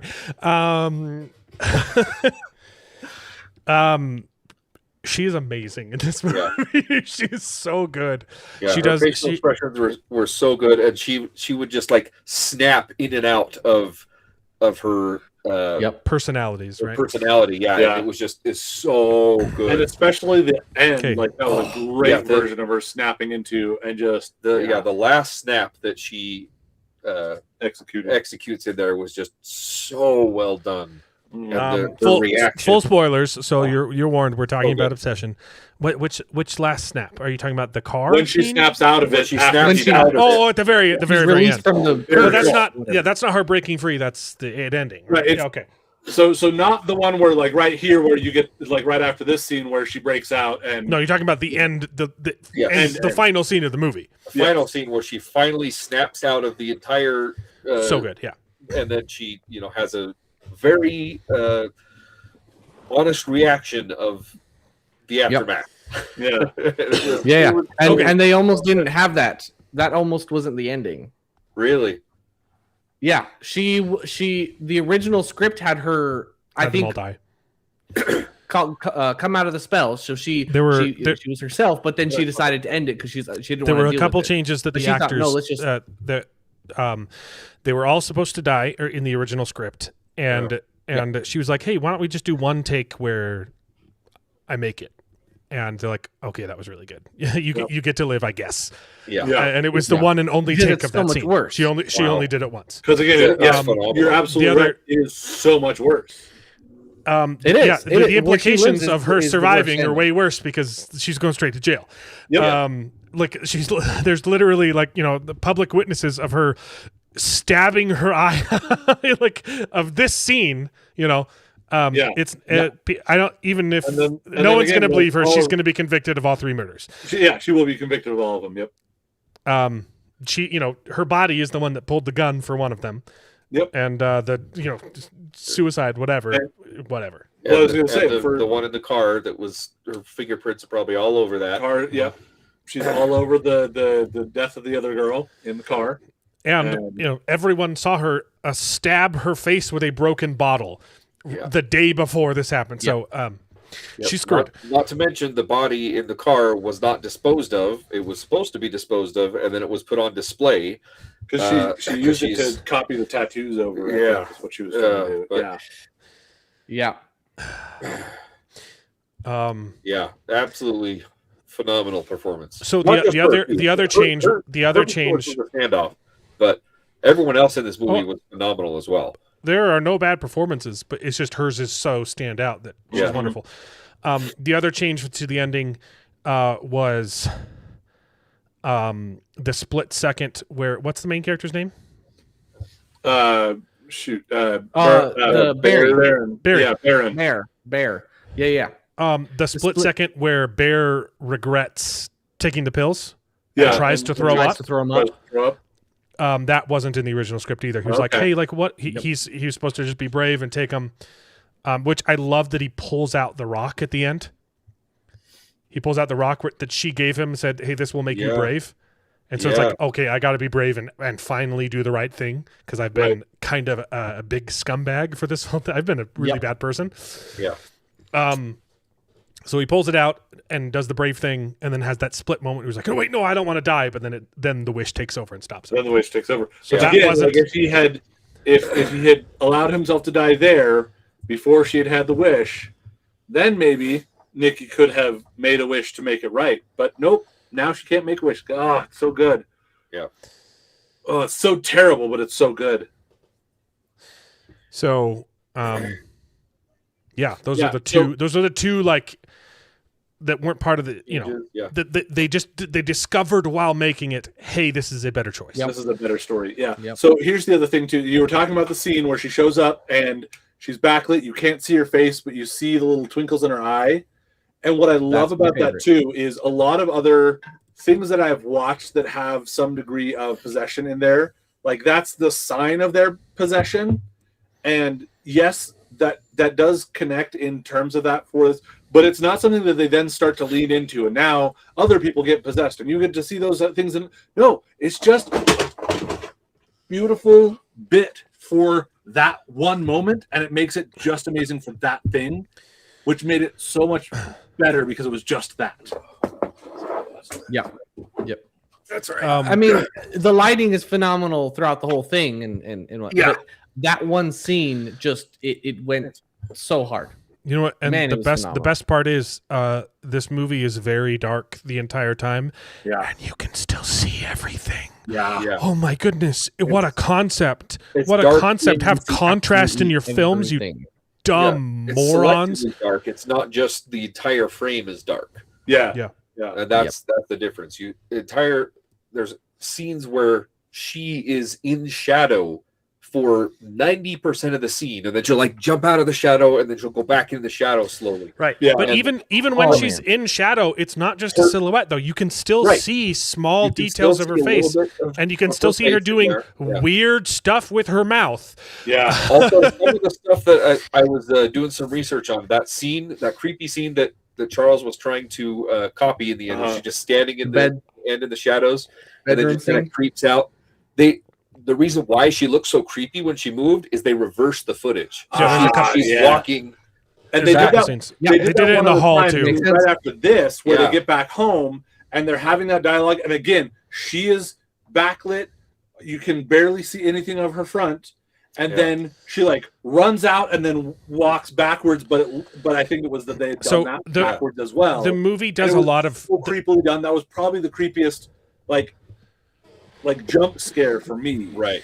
Besides the movie does a lot of stuff like that where you're like it's obvious that this was reversed footage, and it's not trying to hide that. Mhm. It's the movie constantly has like an uncanny valley. Yeah, It uses exactly. very simple movie tricks like that, like speeding up the footage and reversing it to make her look unnatural, and it doesn't pull you out of the film. It only serves to amplify the story, because the point of the story is there's something unnatural about her. Like that, this is real stuff you're seeing, but there's something wrong. It's the uncanny valley, right? Which is That's I the point. really like. It's not too unnatural. Even though the story's not unique, it's just monkey's paw, but it's also not generic. It's you got your wish, but like it's not quite working. It's not just like, hey, there's a twist to your wish. It's that when you wish for something like that, it's too hard to pull off, and so there's glitches, right? It's not just like, you get this, but no, you got what you want. It's like it's too powerful, like how Curry describes it is that the wish is not the monkey's paw. The wish has no ulterior motives. It gives you what you wish for. It's just that Nikki is fighting it. Nikki's fighting it's just it, that and his he wish went is the for, evil I thing. want her to love me He more than wished for anything in something the evil. world. So she's obsessed, and that's a problem. As opposed to, I want Nikki to love me, Or to love me have back, romantic or interest in me, something, love me back, or something like that. Love me like I love her. Yeah. There you go. Then it's a normal Well, thing. that'd She's still be not violating obsessed free will, with so him. it'd still be an issue, like morally.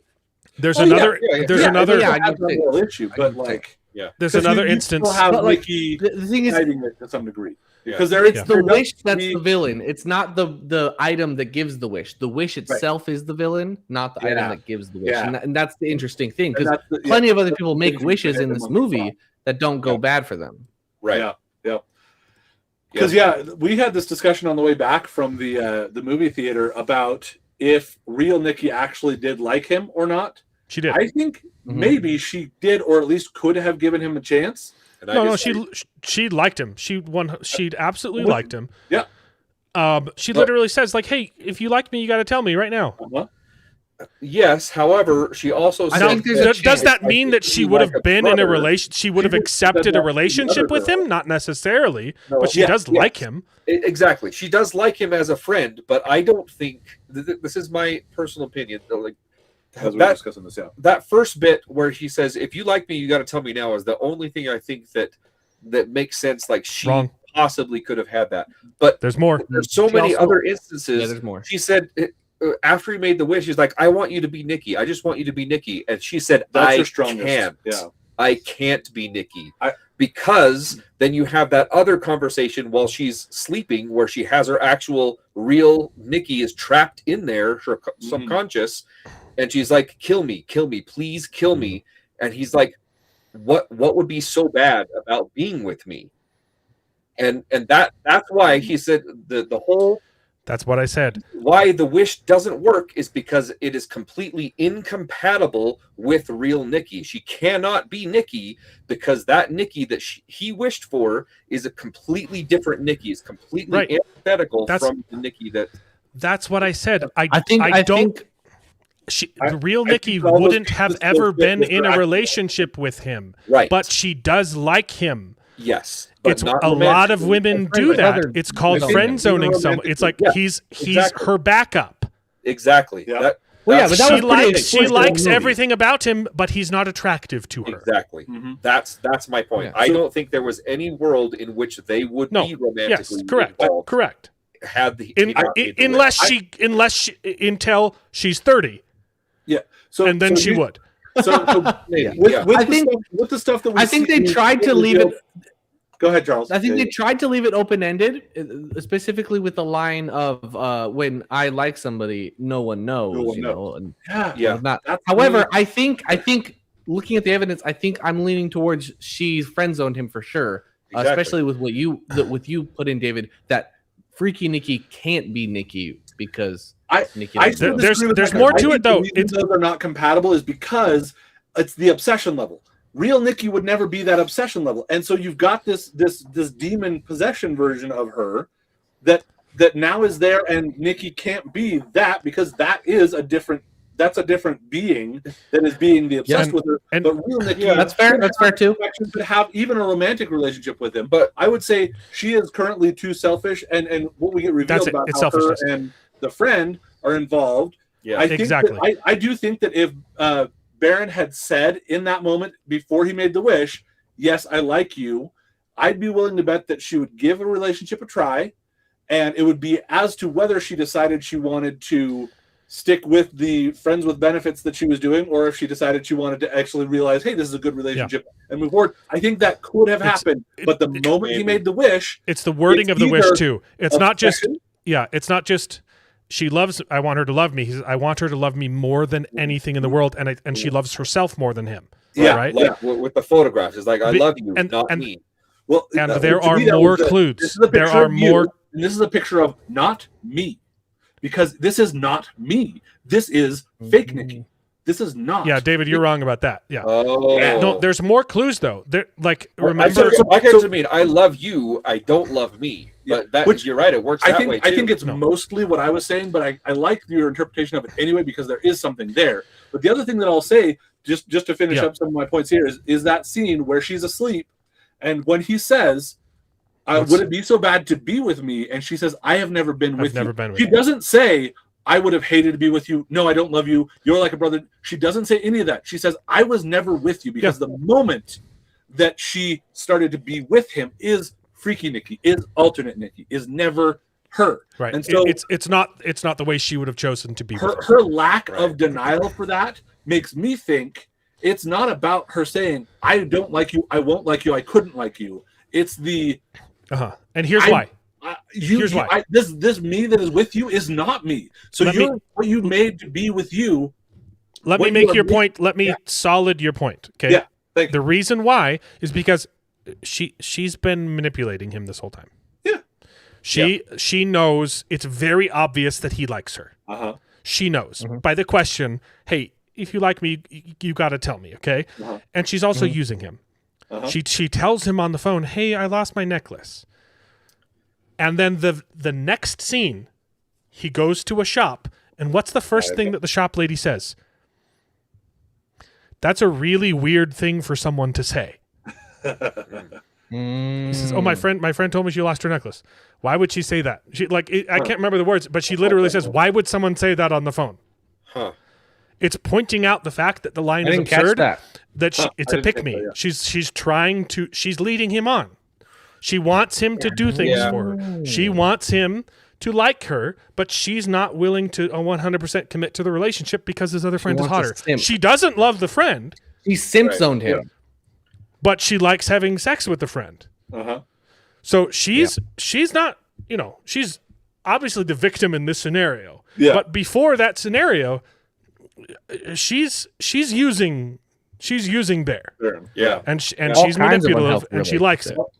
again, I would still This is like say that she'd probably be willing to give a relationship with him a shot, but it comes down to whether or not she would end up being selfish in that but relationship. giving the relationship a shot isn't her. It's not someone that you would love more than anything in the world. Oh yeah, right? exactly. Right. And that's what screwed it up. It wasn't just like, hey, like if he worded it differently, then maybe it would have been her. Right. It would work. Yeah.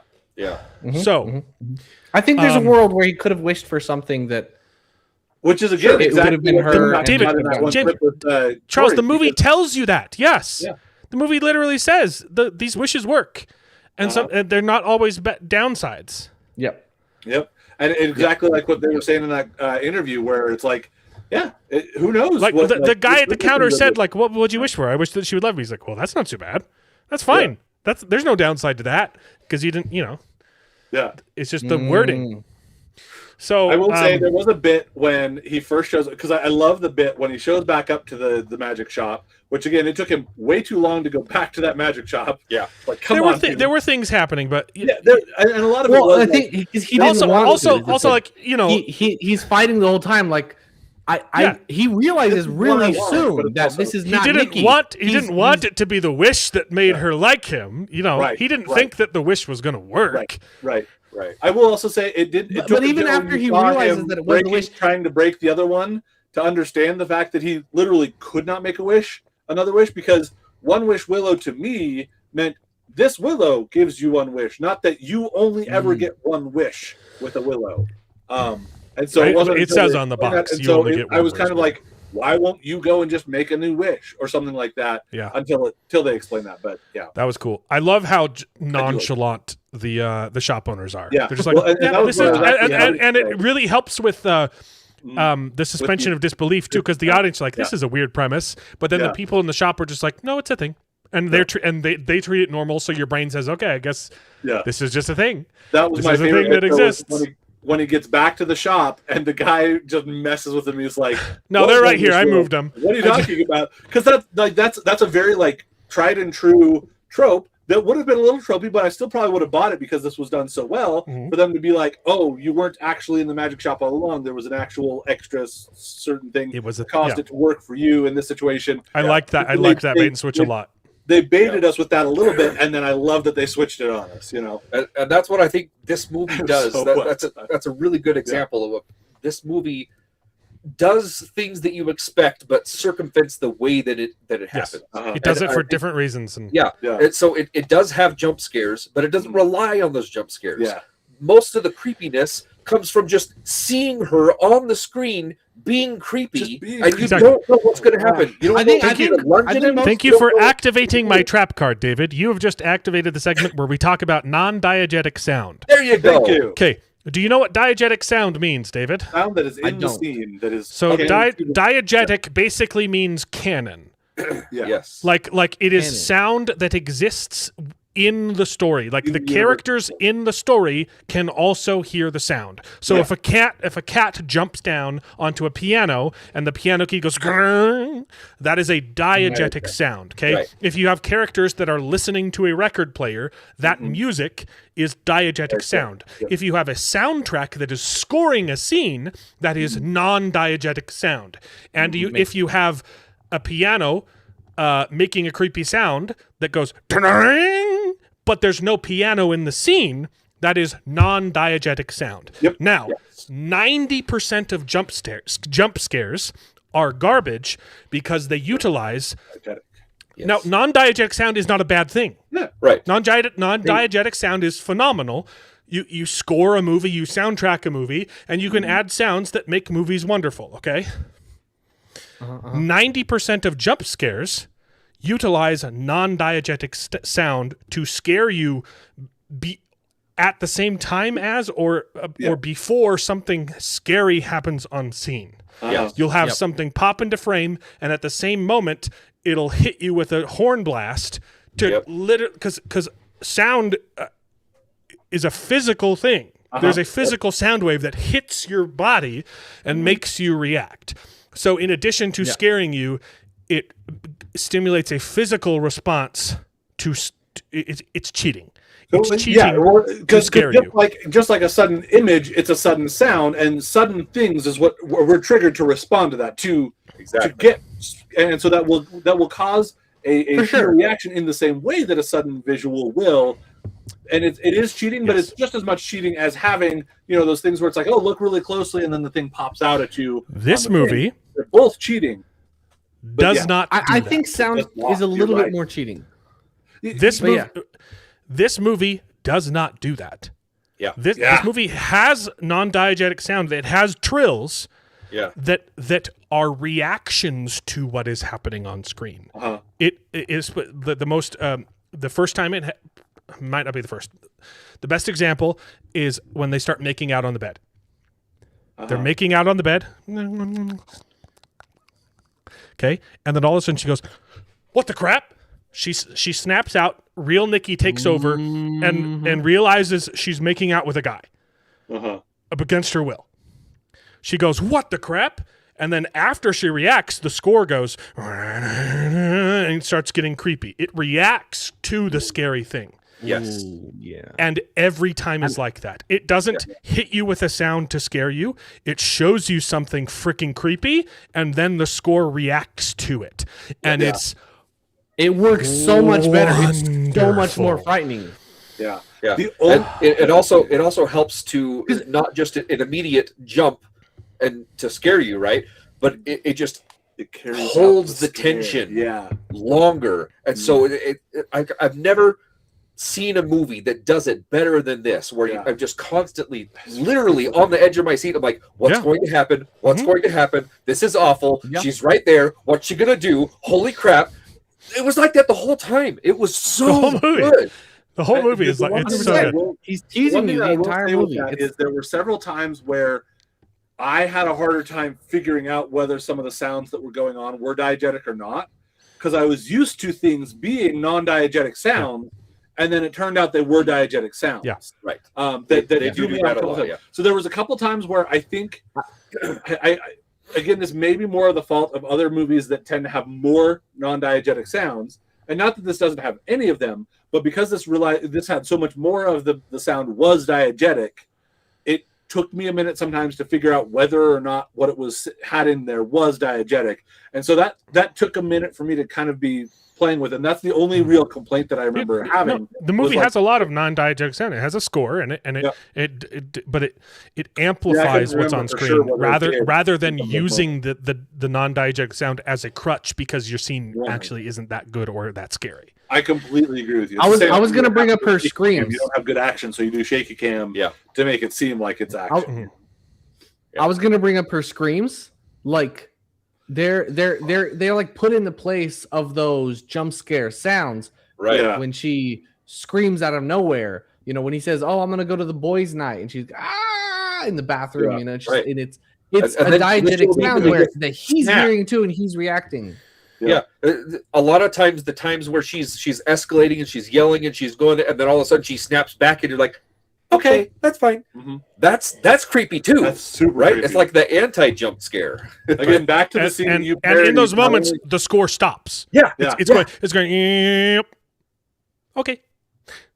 Yeah, it's scary. The really well done. The scene that you were parodying at the beginning. So at first, like you don't see her in the corner, then you notice that she's in the corner. They do the little creepy and the backwards stuff, and then after that, I mean, it's such a creepy scene with her creeping around and being like, "Go back to sleep, go back to sleep," and then like she's coming there with the flowers. And you're just what the crap is she going to do with those flowers? You're expecting another jump scare there. You're expecting her to take them away and something's wrong with her face, or like her to throw them at him or something like that. And then she's like, for whatever the cat's name is. And then like climbs into bed.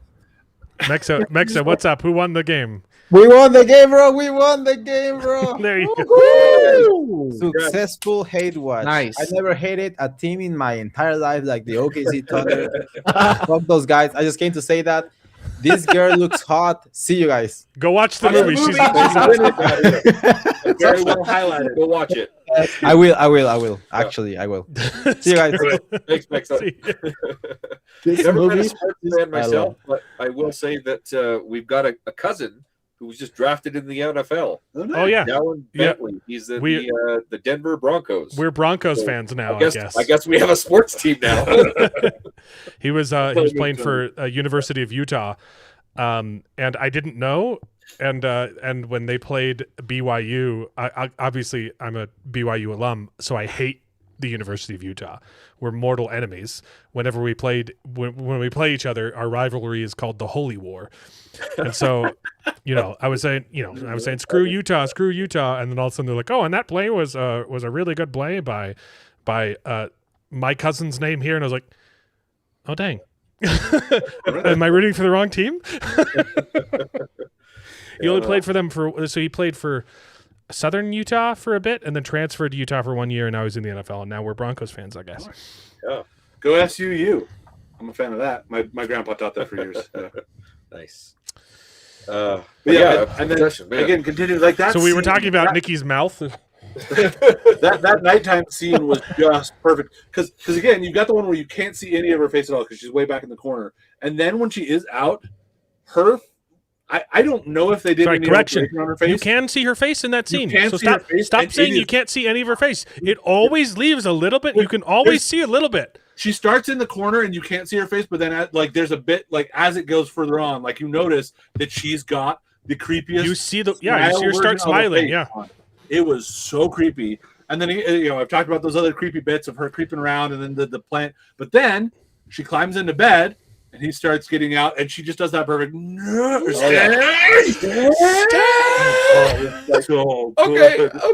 I'll stay. I guess. I will also say, and here's my thing: the whole time, obviously, Baron is the villain. It's him, his wish, his manipulation. I would say maybe day 3, he's the villain. Right.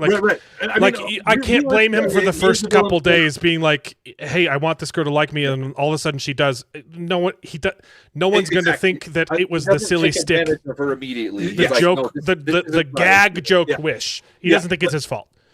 So I agree with you, and that's kind of what I'm driving at. So for me, my progression on it was first of all, even though you thought it was just a gag thing, still not cool, and but you did do a good job of trying not to just take immediate advantage of the situation and play it out. He's a gentleman in the first night. He tried to be a gentleman for the first night. And she's begging him, "Hey, no, come stay in the bed with me," And then you go a few days, and she's starting to do really messed up stuff, and you're not. But that's where, even though it's to the point where that it has to have been, you can see him struggling with this idea of, but it can't really be, or also but hey, this is exactly what I want, and I love this, even though it's also not what he wanted at all because it's too much. And then, for me, the place where it really flipped was when he got up, and real Nikki was able to come out and say, "I am not me, kill me now." And not only the fact that he the thing is that he then makes it about himself, and he's like, "But would it be so terrible to be with me?" And he that's such a good line. That's such a good line. That it was so, and that's where I'm like, you lose it. But then also there's the fact that him creeping out of bed, and this is again that idea of what's going to happen, but him creeping out of bed, she's going to wake up and come and find him. And so not only is he being selfish about making it about himself, he is blissfully ignorant, or whatever you want to call it, willingly ignorant about the fact that she's of course going to come out and find him, and goes to meet up with this girl, so he knows the level of obsession she, even if he hasn't really thought it through, there's no way for him to not if you were to ask him to think about oh, of course that's going to happen. Right. So it is absolutely his fault that she dies, and that and that was a brutal death. That was brutal. So that was another one. That's another example. They cut it. So you knew it was going to happen. You knew she was going to die. Yeah. But man, the way they executed it was holy crap! It still came out of nowhere, even though I was expecting it to happen. I didn't think she was going to die in that scene. Right, exactly. I thought they were going to find out about it later, and they're going to find her dead body. But no, she comes up right there. Does it in front of him. And smashes it right. I did expect Nikki to show up in that scene, and start trying to kill her. But it was one of those things where not only did she run out, you barely got a split second of her running and smashed in the window, and immediately that girl is dead. As opposed to runs in, starts pounding on the window, tries to open the door, opens the door, pulls her out, and they have a fight. No.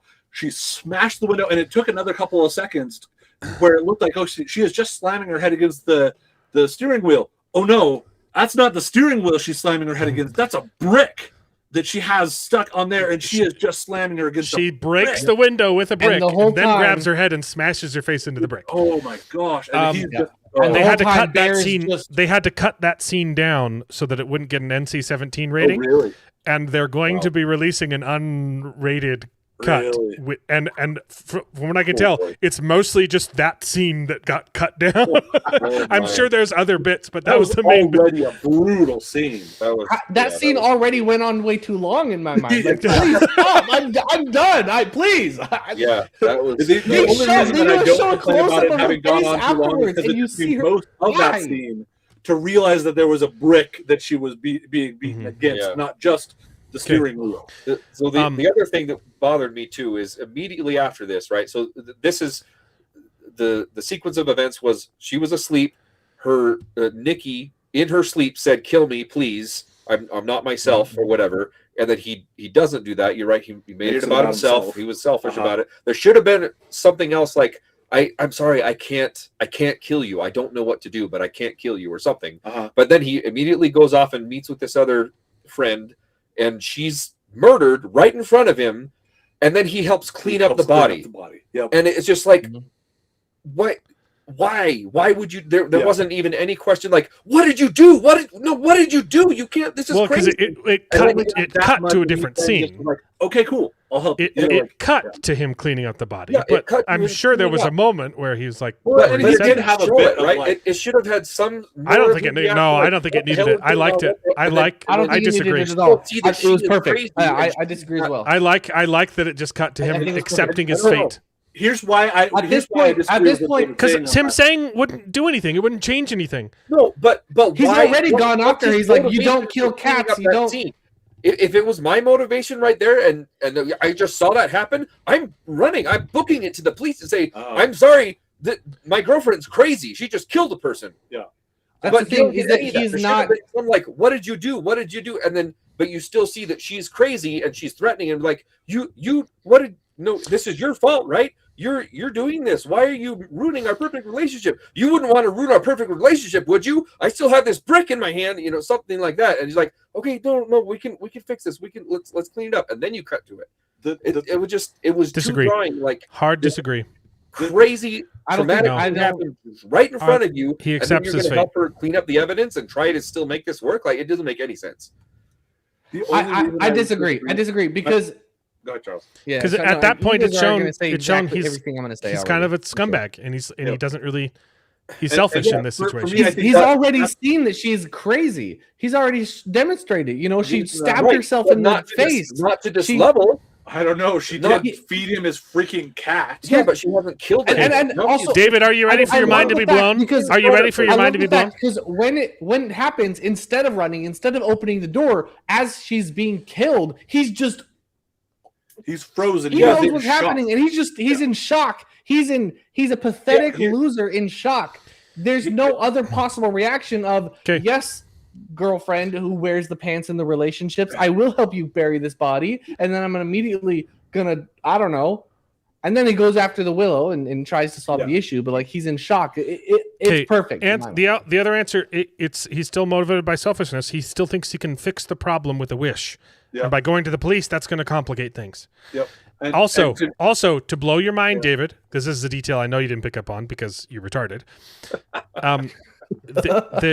There's a parallel to Nikki being manipulative towards Bear, and telling him, "Oh, I lost my necklace. Will you please buy me a new one?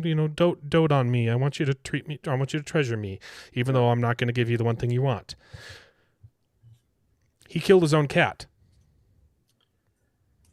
Did he kill his own cat? Cats can't open medicine bottles, David. Yeah. The scene right before his cat dies, what does his friend say? Your plan's not going to work. You have got to do something else to win Nikki over. I thought it was him confessing his love for her that he was saying wasn't going to be the. You're right. Okay. That is interesting. He kills his You're own right. cat. I He kills his didn't own watch cat that for to see sympathy that points bit. with Nikki. Huh. That No. That he does exactly what she does. They do the exact same thing to each other. Wow. Wow. I need to rewatch it with that in mind because I think you're probably right, but I want to see it to confirm. But like, He's not even surprised when he sees the cat. What does he say after? He holds the cat and he says, "Why don't you love me?" Huh. I will have to watch that again to see that, but that's interesting. Yeah. Here's and it plays into what you're saying. And immediately But to me, afterwards, he goes to look at her Instagram as well. He's to comfort himself from his dead cat. He's looking at her Instagram. Yeah. The main thing for me, and the reason that I don't necessarily feel like I needed that, even though I think there's a little bit of room for the like you could have her continuing to threaten him or whatever, but is the fact that it would redeem his character a little too much if you were to have him be like, well, maybe I should try to do something right after she said, "Kill me now." It would redeem his character too much if he didn't say, "Okay, I'll help you out," because that's the thing. Yeah. He is a messed up character. You would have more sympathy for him if it continued to be just a matter of he's being threatened into it, and that is not the point. The movie kind of drills it into you. The only thing that would redeem this guy's character is if he just killed himself. Yeah, and I will say, like, it's kind of the morally good thing to do is to kill yourself. I think they threaded the line just about perfectly of your empathy and sympathy for him, because we've been in those sorts of situations where you're like, man, I wish this girl would like me. And can you imagine if suddenly she just loved me so much and she was doting on me or whatever? Yeah. You can imagine what it would be like to be like, this is so cool. All my dreams are coming true. So I have a lot of empathy for him in that situation of feeling like, finally, it's happening. This is great. And the doubt about, is it because of the wish or is it not? And, oh my goodness, is it too much? But it feels very real and you can empathize with him a lot. But still the point of the movie is that he, and honestly, all of those four kids are just selfish and self-obsessed and self-absorbed. Mm-hmm. Yeah. None of the characters are good. Yeah, no, none of them. Maybe the one that got into college, maybe the one girl, but even her. Did she do anything that was selfish? I'm trying to think about the only one. I mean, she wasn't a great character. And the friend wasn't too selfish. Her dad was Andy Richter, so you got there's just something. You know what's funny is I saw that he was in the movie, but I don't remember if I actually clocked him as her dad. Isn't he the shopkeeper? Yeah, the shopkeeper. I didn't notice while I was watching it until afterwards. I was like, wait, Andy Richter was in that? Oh, he must have been the dad. He must have been the shop that owner. Tracks, but like I still can't like picture seeing him and seeing Andy Richter. I don't think he was in any other scene, was he? I agree. I think you're right. I don't know. They're also incredibly small cast, right? It's just the four main characters, the shop owner, the couple extras, the music shop owner, right? And then the two people at the other shop owner, and then a couple friends at a party, and that's it. Yeah.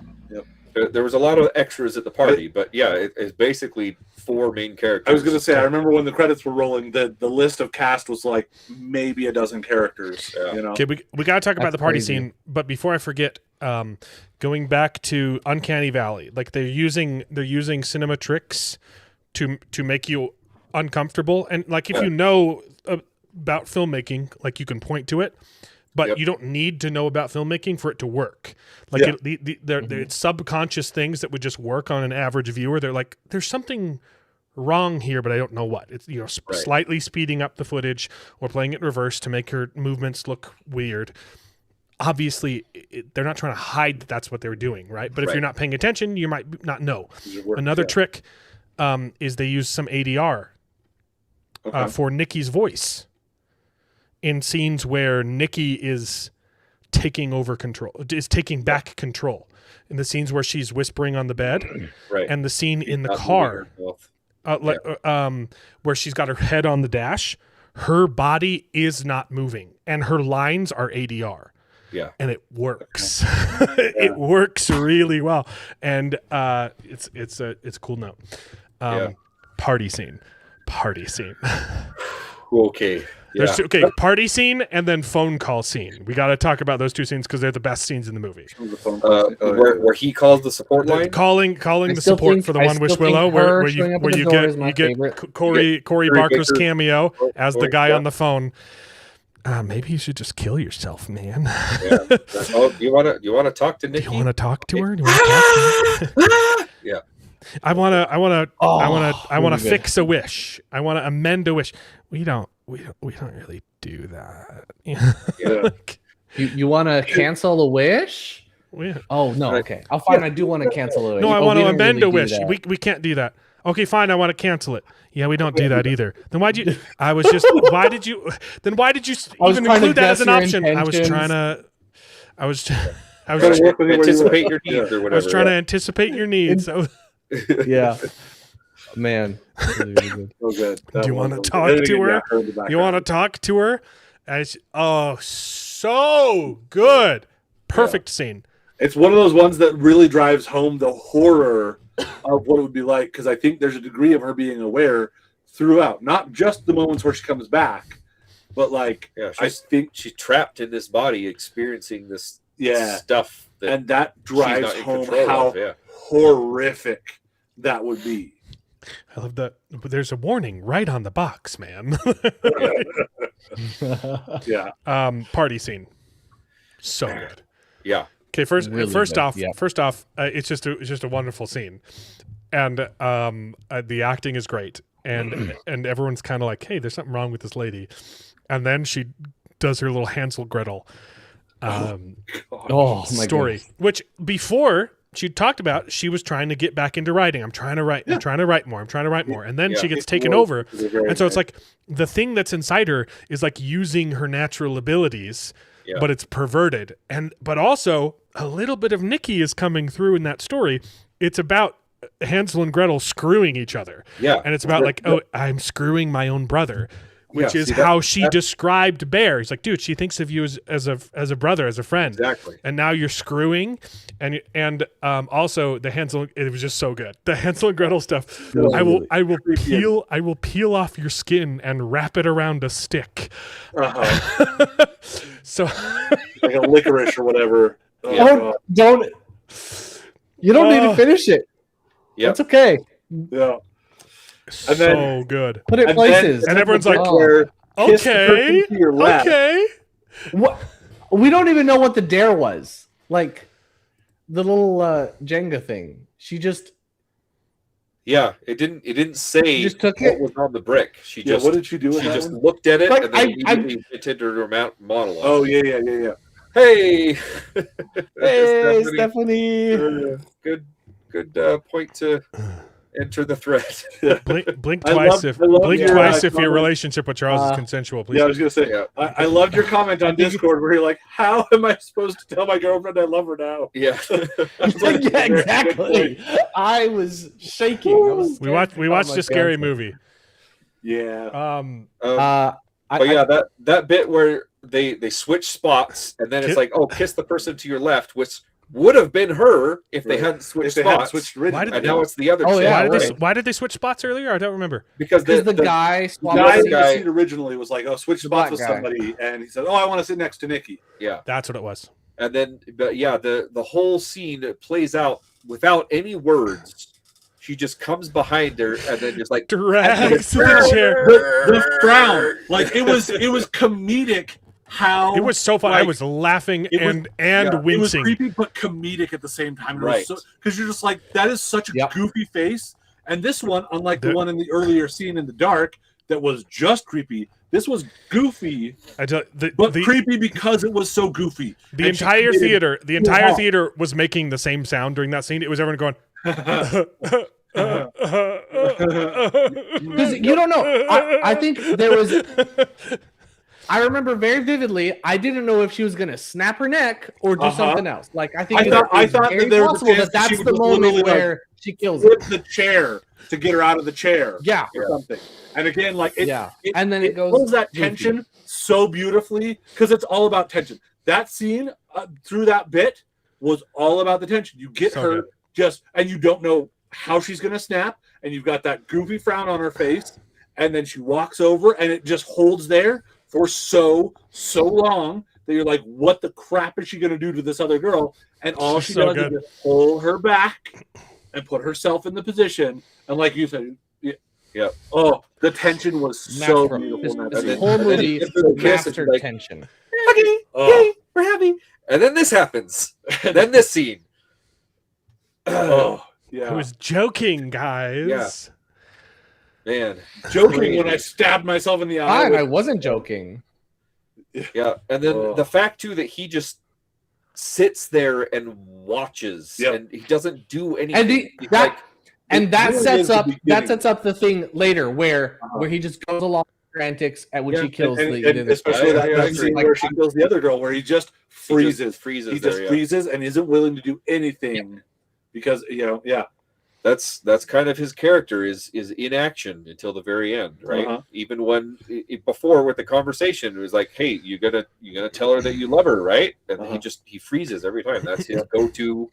Oh, I forgot the other dialogue from the phone scene though was the just is it real? Is it, and by the way, that's what a perfect teaser trailer.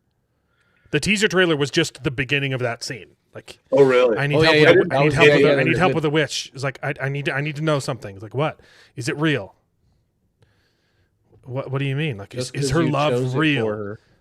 Just because you chose this for her doesn't make it any less real. Yeah.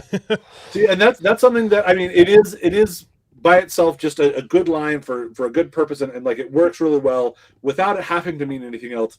But I would say that lends to the idea that maybe she did like him to some degree, or could have given it, like all of that stuff. Like just because you chose this for her doesn't mean that she doesn't love you, or couldn't have chosen this herself. Yeah. But because you chose it for her, you messed it up. Okay, party scene. And maybe it wouldn't have worked out. Probably not, because she is kind of selfish. She was banging the other friend, and she was manipulating him to treat her like a girlfriend without any of the girlfriend benefits. So but good. Yeah. You never know. This movie's perfect. It was so well done. The fact that they cared, like and just compare this to like your average horror movie too. It's not just blowing Hollywood out of the water, because it's easy to like, obviously horror is the easiest genre to make tons of money on, because you can make horror movies cheap and make a bunch of money. But it's blowing horror movies out of the water. Like, just take your average horror movie, and you're like, and they don't care. They don't care about the details that they put into this film. Yeah, like there's a few standout horror movies where you're like, oh wow, this person made a film and not just made a horror movie. Right. Yeah. Yeah, it's so well good. Crafted, and This movie should be studied in film school. Right. It's wonderful. And it was made by a couple freaking YouTubers. The fact that immediately after the movie, we had a conversation in the car driving home for like 45 minutes about whether or not she actually loved him or had the capacity to love him. Because that's the best part. To the writing in this movie. Absolutely. Because I absolutely, like am convinced of my opinion of that. Yeah, I think, but I see your opinions about it in a way where it's like it was done so well that it leaves it up to discussion and understanding and trying to figure that out. And it doesn't even necessarily change anything about the movie, because it doesn't matter whether or not she liked him as well. But it's just something that we care about and we think and we want to talk about it and discuss it. Like, that is really, really good movie making. Yeah, absolutely. So good. Agreed. The score, the acting, the cinematography, the lighting, the sound mixing. Mm-hmm. Yeah. Everything was just every single element of this movie is intentional and masterfully executed, and I loved it. Yep. I want to go see it again. Yeah.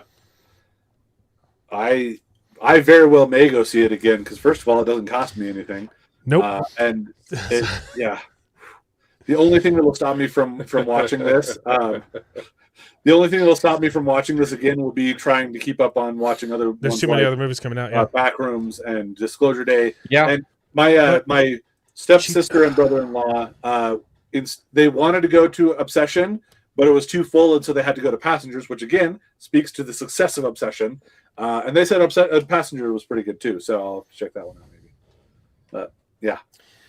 Heck yeah. Voice. Passenger. Yeah, passenger. Yeah. I guess while we're still on the topic of horror, I we're went not back. done. Go ahead. Oh yeah, I was just gonna say. Well, he was talking about other generic horror movies. I feel like Back Rooms was a little bit like that. I think it was pretty well done. But now that I got the idea of, yeah, I watched it. I watched it on Friday. I got the idea of what if Curry Barker made Backrooms, and now I can't get that out of my head. Yeah, that would have been phenomenal. It's a good movie as is. It's not as good as Obsession, hands down. Good. Yeah, that's fair. Nice. I can say that I suppose that makes sense, and I wouldn't necessarily expect it to be, but yeah, fair enough.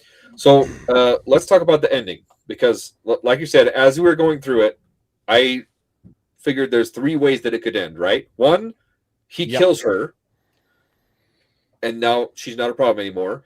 2, which is the one that it kept hinting at and forcing the character to, is he kills himself and then she goes back to normal, right? Oh my gosh, you that out properly. And then 3, they do some sort of thing with the wish to fix it. All. Yeah, and that was the cop out.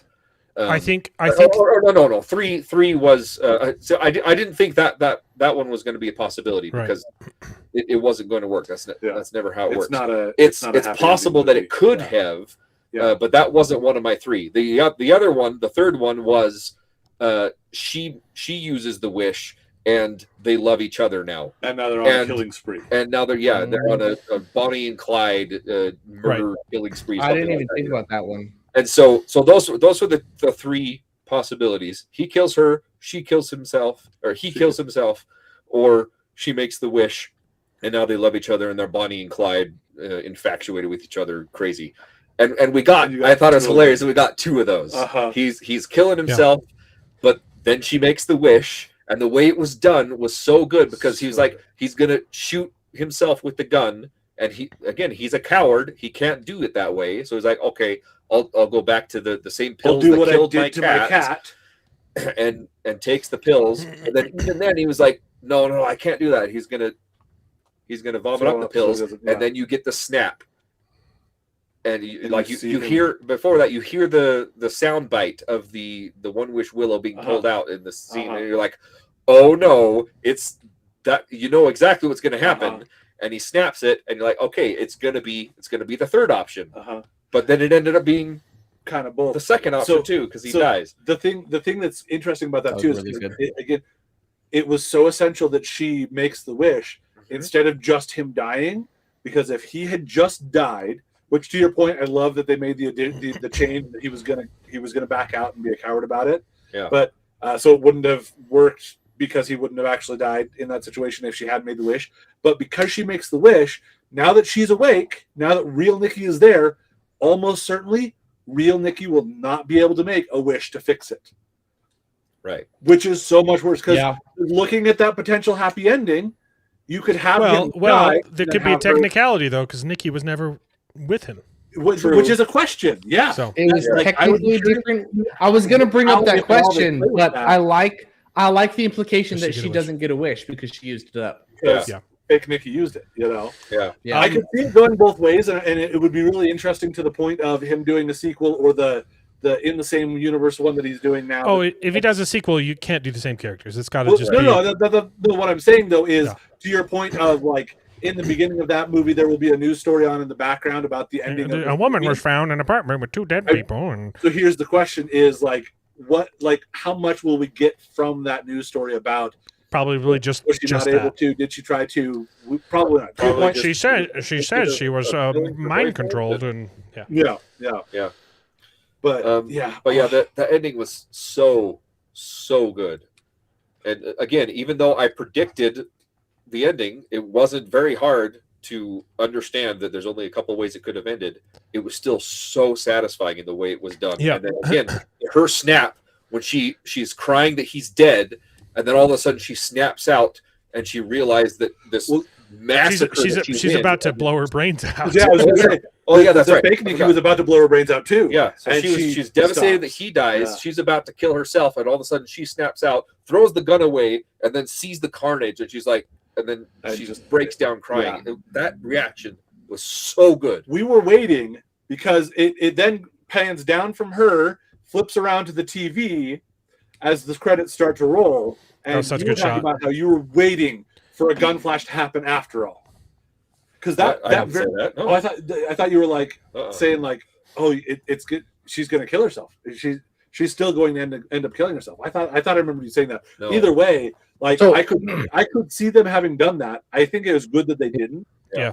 And it shows I- the whole. I- But like For you sure. could see that even Nikki, real Nikki, as she starts to finally process, might also just decide to kill herself. I don't know. I don't know. think so. That's I a think worse. She That's a threw Yeah, away. she did initially. About but that was shot. coming into the situation. I think. Yeah. About that shot, it was a really cool shot, and unfortunately, he was going to do a bookend where the movie starts off with the cat dead, and it pans down, and then it continues to pan over to the TV, and he's watching a romantic comedy. But he decided he wanted to start off with the confession scene in the diner, so he couldn't do the bookended thing. But I thought that would have been cool. Yeah. Is that what it's called? Bookend? Yeah. That's what that's called. Anyways, it was a good shot. I saw someone posted that. It might have been a meme account because the source that they posted didn't say it came with a link, and the link was just about box office information. I'm not, so I don't know if that's true, but I saw the exact thing that you're talking about. Yeah. So welcome, Nerdporial. Go back and check some of the Sopranos earlier and- stuff for our thoughts on Noir. We've only seen one episode. Prophet didn't like it. Alan's mostly been liking it. We've been liking it so far. Yeah, Spider-Noir was good. And then we're just now finishing talking about Obsession. Yeah. So I will say I remember Escaflowne. Yeah, I watched the movie. My friend watched the whole series and he loved it, and he showed me the movie. It was pretty good. I don't remember anything about it, but I know that I did see it. Something. I've been trying to watch the Legend of the Galactic Heroes, and man, I cannot find the original show like anywhere. I have to purchase it. The remake is easy to find. Yeah. But Obsession. I was going to say one more thing about this. It's phenomenal, and it's so good. You just wanted to say that again, or you wanted to say something new? No, there was another. Because we've been saying that for the past hour. Yeah. I'm just teasing. The ending. It's the perfect out of all of the ways it could have ended. Yeah. It's the best ending. I think so.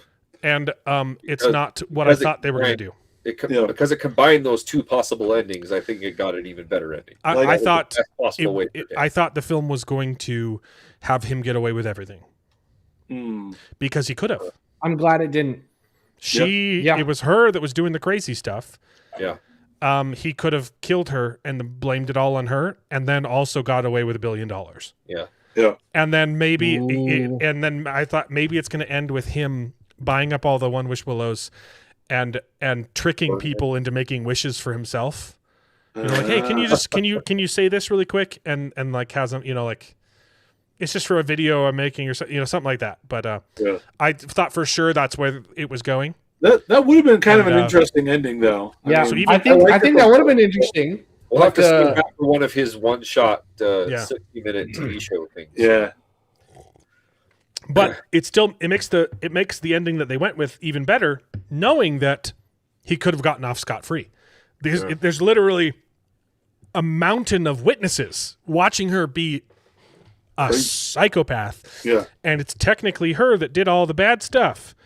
And he could say there's duct tape on the door. She trapped me inside. The duct tape was great. It's very easy for him to get out scot-free, and I'm glad. To a friend and she killed this friend. That could have been really interesting. And so he does redeem himself just a little bit at the very end, and chooses to be brave, rather than choosing to get off scot-free and kill. And you're right, especially because of him pulling out the rock of her reminding him to be brave or whatever. Because in my mind, I was also thinking like, yeah, but I think he is still, because that's the thing. Obviously, Obsession is about her obsession with him.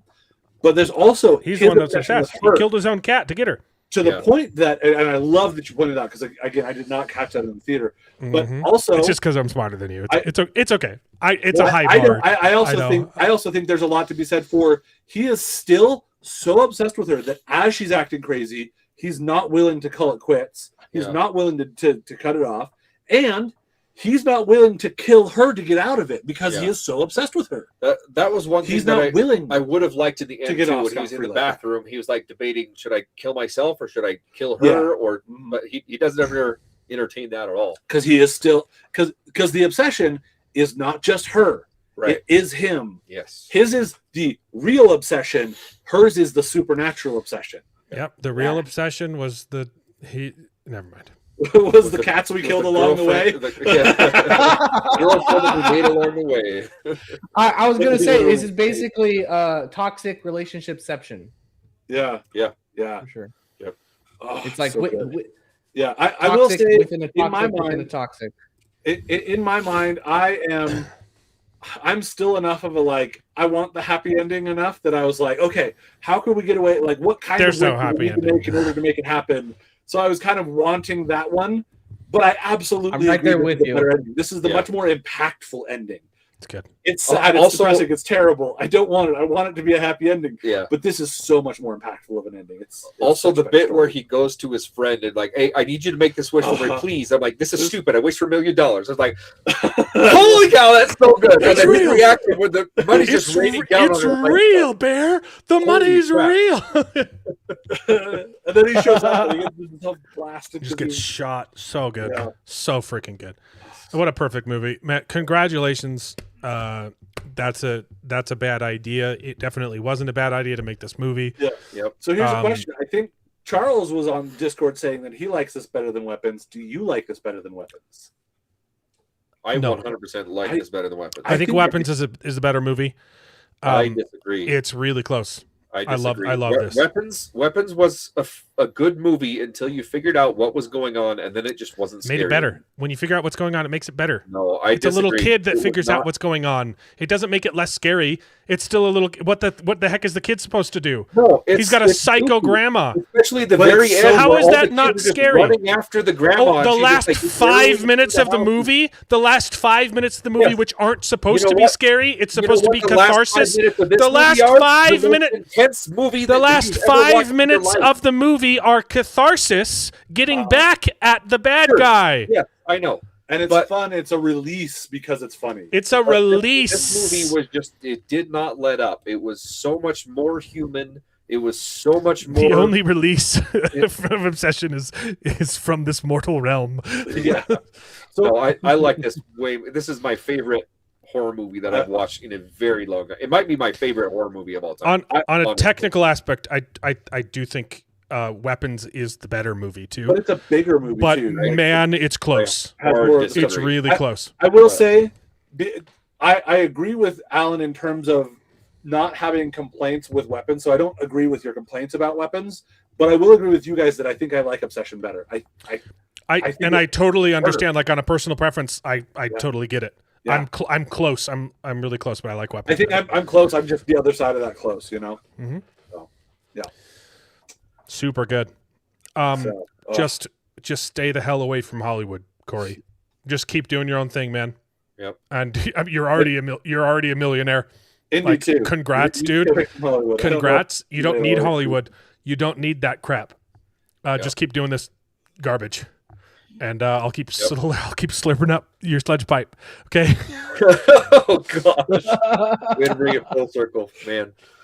By the way, if you haven't seen their YouTube channel, it's so good. They're so good. It's phenomenal. This movie is like an extended one of their sketches. They're always coming up with some idea, and Curry Baker is always like the unhinged one, right? And the friend that plays. He occasionally plays a straight man, but yes, he's usually the weird thing.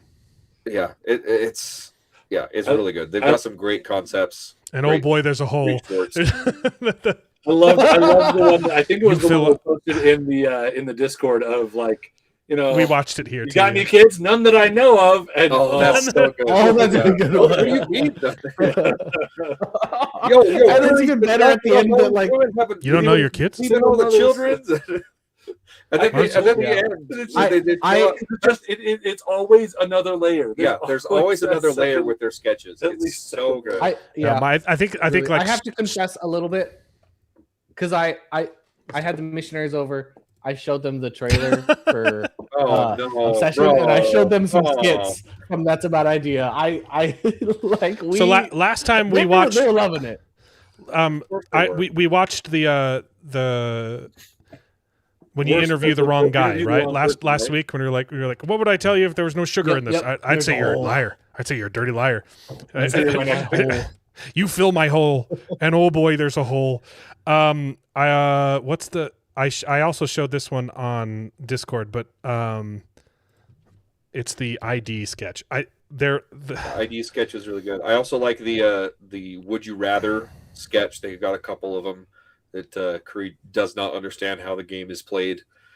That was okay.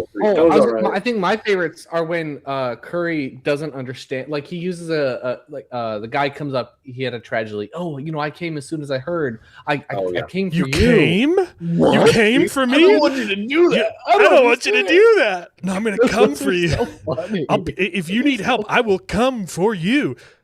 I don't want that. You wouldn't come for me? You wouldn't come for me. I don't understand. That's hilarious because I make that joke in my head a lot, actually, for that exact scenario. It's so good. Yeah. I'll be back. Yeah, they do a lot of that. If I was in trouble, I would want you to come for me. I don't want to do that. Yeah. No. What's the? I forget what it's called. Oh, we got to. It's the ID sketch. It's. Okay. Let's watch this one. Okay, let's watch one of their sketches. Okay, a good way to. And then we'll call it, and we won't no show next week, and we'll redirect to Prophet of the Dragon, who's watching the Jordan Con costume contest.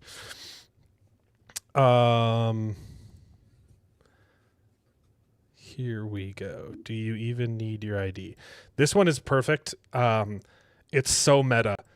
But it's hilarious. Like, and it's just an example of there's always, like, when you think you know what's going on, they add on another layer of like, oh no, there's another joke on top of this. Yep. So good. Hey, just want to play some pool? Sure, just need to see your ID. All right. Oh, yeah. All right, there you go.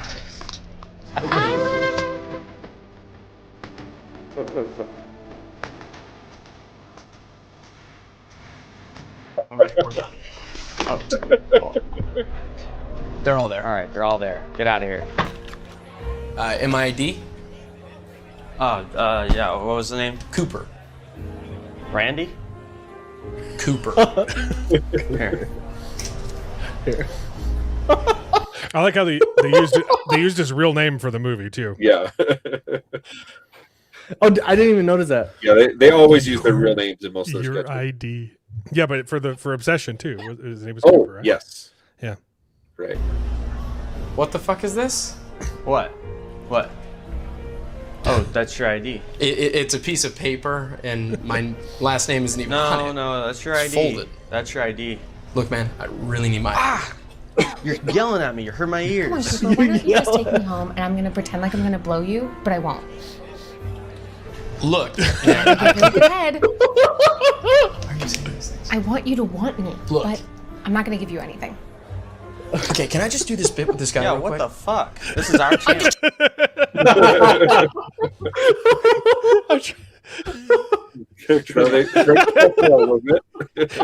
You're like, wait a minute. This is not what I thought the sketch was about. I'm trying to give my character an arc here. He'll tag you. Are you going to blow me or not? That doesn't even make any Now you're sense. just I don't know milking it what at you're this saying. point. You're just Look, man, I'm obviously having a hard night. Can you please just give me my ID? Why do you even need your ID? Why do I need my ID? A lot of people comment about how you write your female characters as being pretty shallow. I'm just going to say What the fuck is going on right now? No, you guys continue this skit. You guys go ahead. I mean, I might have something to add, but it's fine. Okay, so you were saying why do we need your ID, and I was Something saying about the ID. I was saying why do you even why do you even need your ID? Why do I even need my ID? I need my ID. I can't even function in America without my ID, Look, here. brother. Here it is. What the fuck are you running here? You can't just hand out a random ID. Look, Randy. My name is not Randy. I got shit. I'm a bartender, okay? I gotta mix drinks. I got IDs left and right. I got people handing me credit cards. You think what am I supposed to do? Keep track, not sell them on the black market? Yes, I do. I trusted you when I gave you my ID. I probably gave your ID to someone else. Who? Probably Randy. What the fuck? There he is, right there. Hey, what's up? Hey. Are you Randy? No, I'm Cooper. No. I'm Cooper. It's so good. It's so good, man. Oh my goodness. It gets better too. Just Oh, no way. We're both Cooper? See, that's the mix-up. He's Cooper. No, you fucking idiot. You're Randy in the fucking skit. No, I'm not Randy. You're I'm not Cooper. gonna have girls in your skits I would anymore. never want if to you be treat a them like Randy. sidekicks, This is guys. my ID. This is mine. I'm Cooper. I'm a doctor. I'm a surgeon. No, I didn't write that. That's Yeah, improv. what the fuck is going on here? You're not a doctor. You Get got me here to man. be here. Bring here one my bar. Get out of here. Hey, So good. So no, I didn't write that. That's improv. That's improv. Oh man! Even for a YouTube video, first off, even for a YouTube video, that's pretty good lighting. Like, Yeah, no, holy cow! it's immaculately shot. Yeah. They're really good. So, anybody these- else, I think that's too much to put in for one skit. Anybody else, it would have been just too much, not good, or they would have done one thing and it would have dragged on. That was perfect. That's such a good skit. Holy cow! I really want to see them do like a collab with Cracker Milk or the Yes. Cracker Milk is great. the other sketch guys, the bros. Yeah, The Anwar and it's like there's a couple YouTubers Bros, that have good sketches. Cracker Milk's great. That's a Bad Idea is great, Oh, and yeah. the other group is that they always do this is the day in the life of a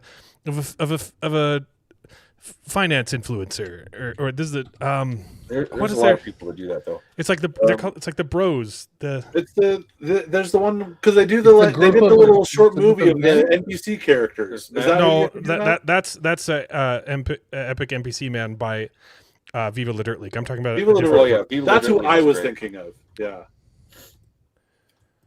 Are you talking who am I thinking about Remember. Drift Off Shorts? No. I just kind of Is there- googled what you said, and that's the first one. No, okay. There's a couple family or couples that Charlie Chang, Yeah. Graham and then there's Stephen. Anwar and his friend that also starts with an A. I don't remember. They do some funny sketches, but a lot of them are derivative. I'm trying to remember their best. No, Content Machine. Content Machine. That's right. I need to see Yes. a collab with That's a Bad Idea and Content Machine or Cracker Milk or both, all three of them. Yeah, they're all coming out with good. Yeah. Oh yeah, Gus I Tunes don't is know if another that's- one. Oh yeah. But his are Gus Tunes are just really short, Apparently they've done a few together, but I just don't remember. a couple liners. Yeah, Content Machine's great. Yeah. I think those Seen a those three couple groups, of those his. are the best sketch comedy groups on YouTube right now. Content Yeah. Machine, That's a Bad Idea, and Cracker Milk. I agree.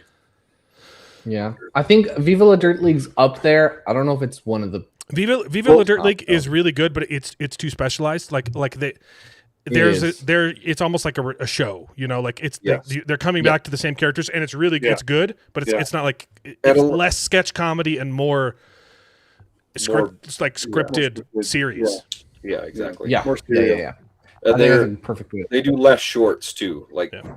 they clip some of their Yep. things Yeah. into shorts, Mhm. but these other ones are just doing little short gags, sketch comedy shorts. They're Yep. doing a fantastic job. So. Anyway, go watch Obsession. It's fantastic. And Disney's losing a bunch of money, and I hate it. Shame. Okay. Go enjoy Steve, Prophet of the Dragon. Look at some Okay. really bad costumes. We'll see you guys in 2 weeks. Yep. Bye. Night. See you guys. And now it is time to say goodbye. We had a great conversation. It's been fun. But all good things must come to an end, and the goodest ending I can think of is right now, this moment, this night. So I guess we just say goodbye. So, goodbye. Toodaloo. Au revoir. Auf Wiedersehen. Ciao. Ding dao day. But come back next week for more outrageous bloopers. This is the end. Well, there's only one thing left to do. I'm gonna go home and sleep with my wife.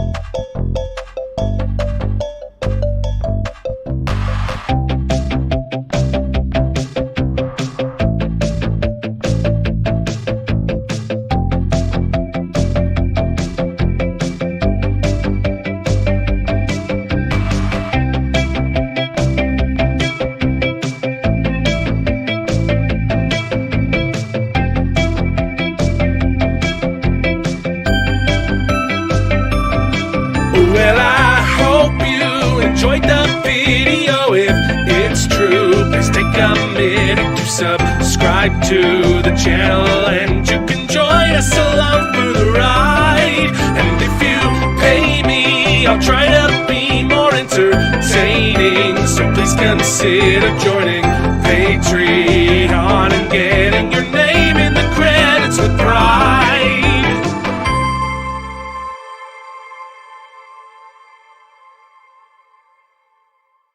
I'd buy that for $1.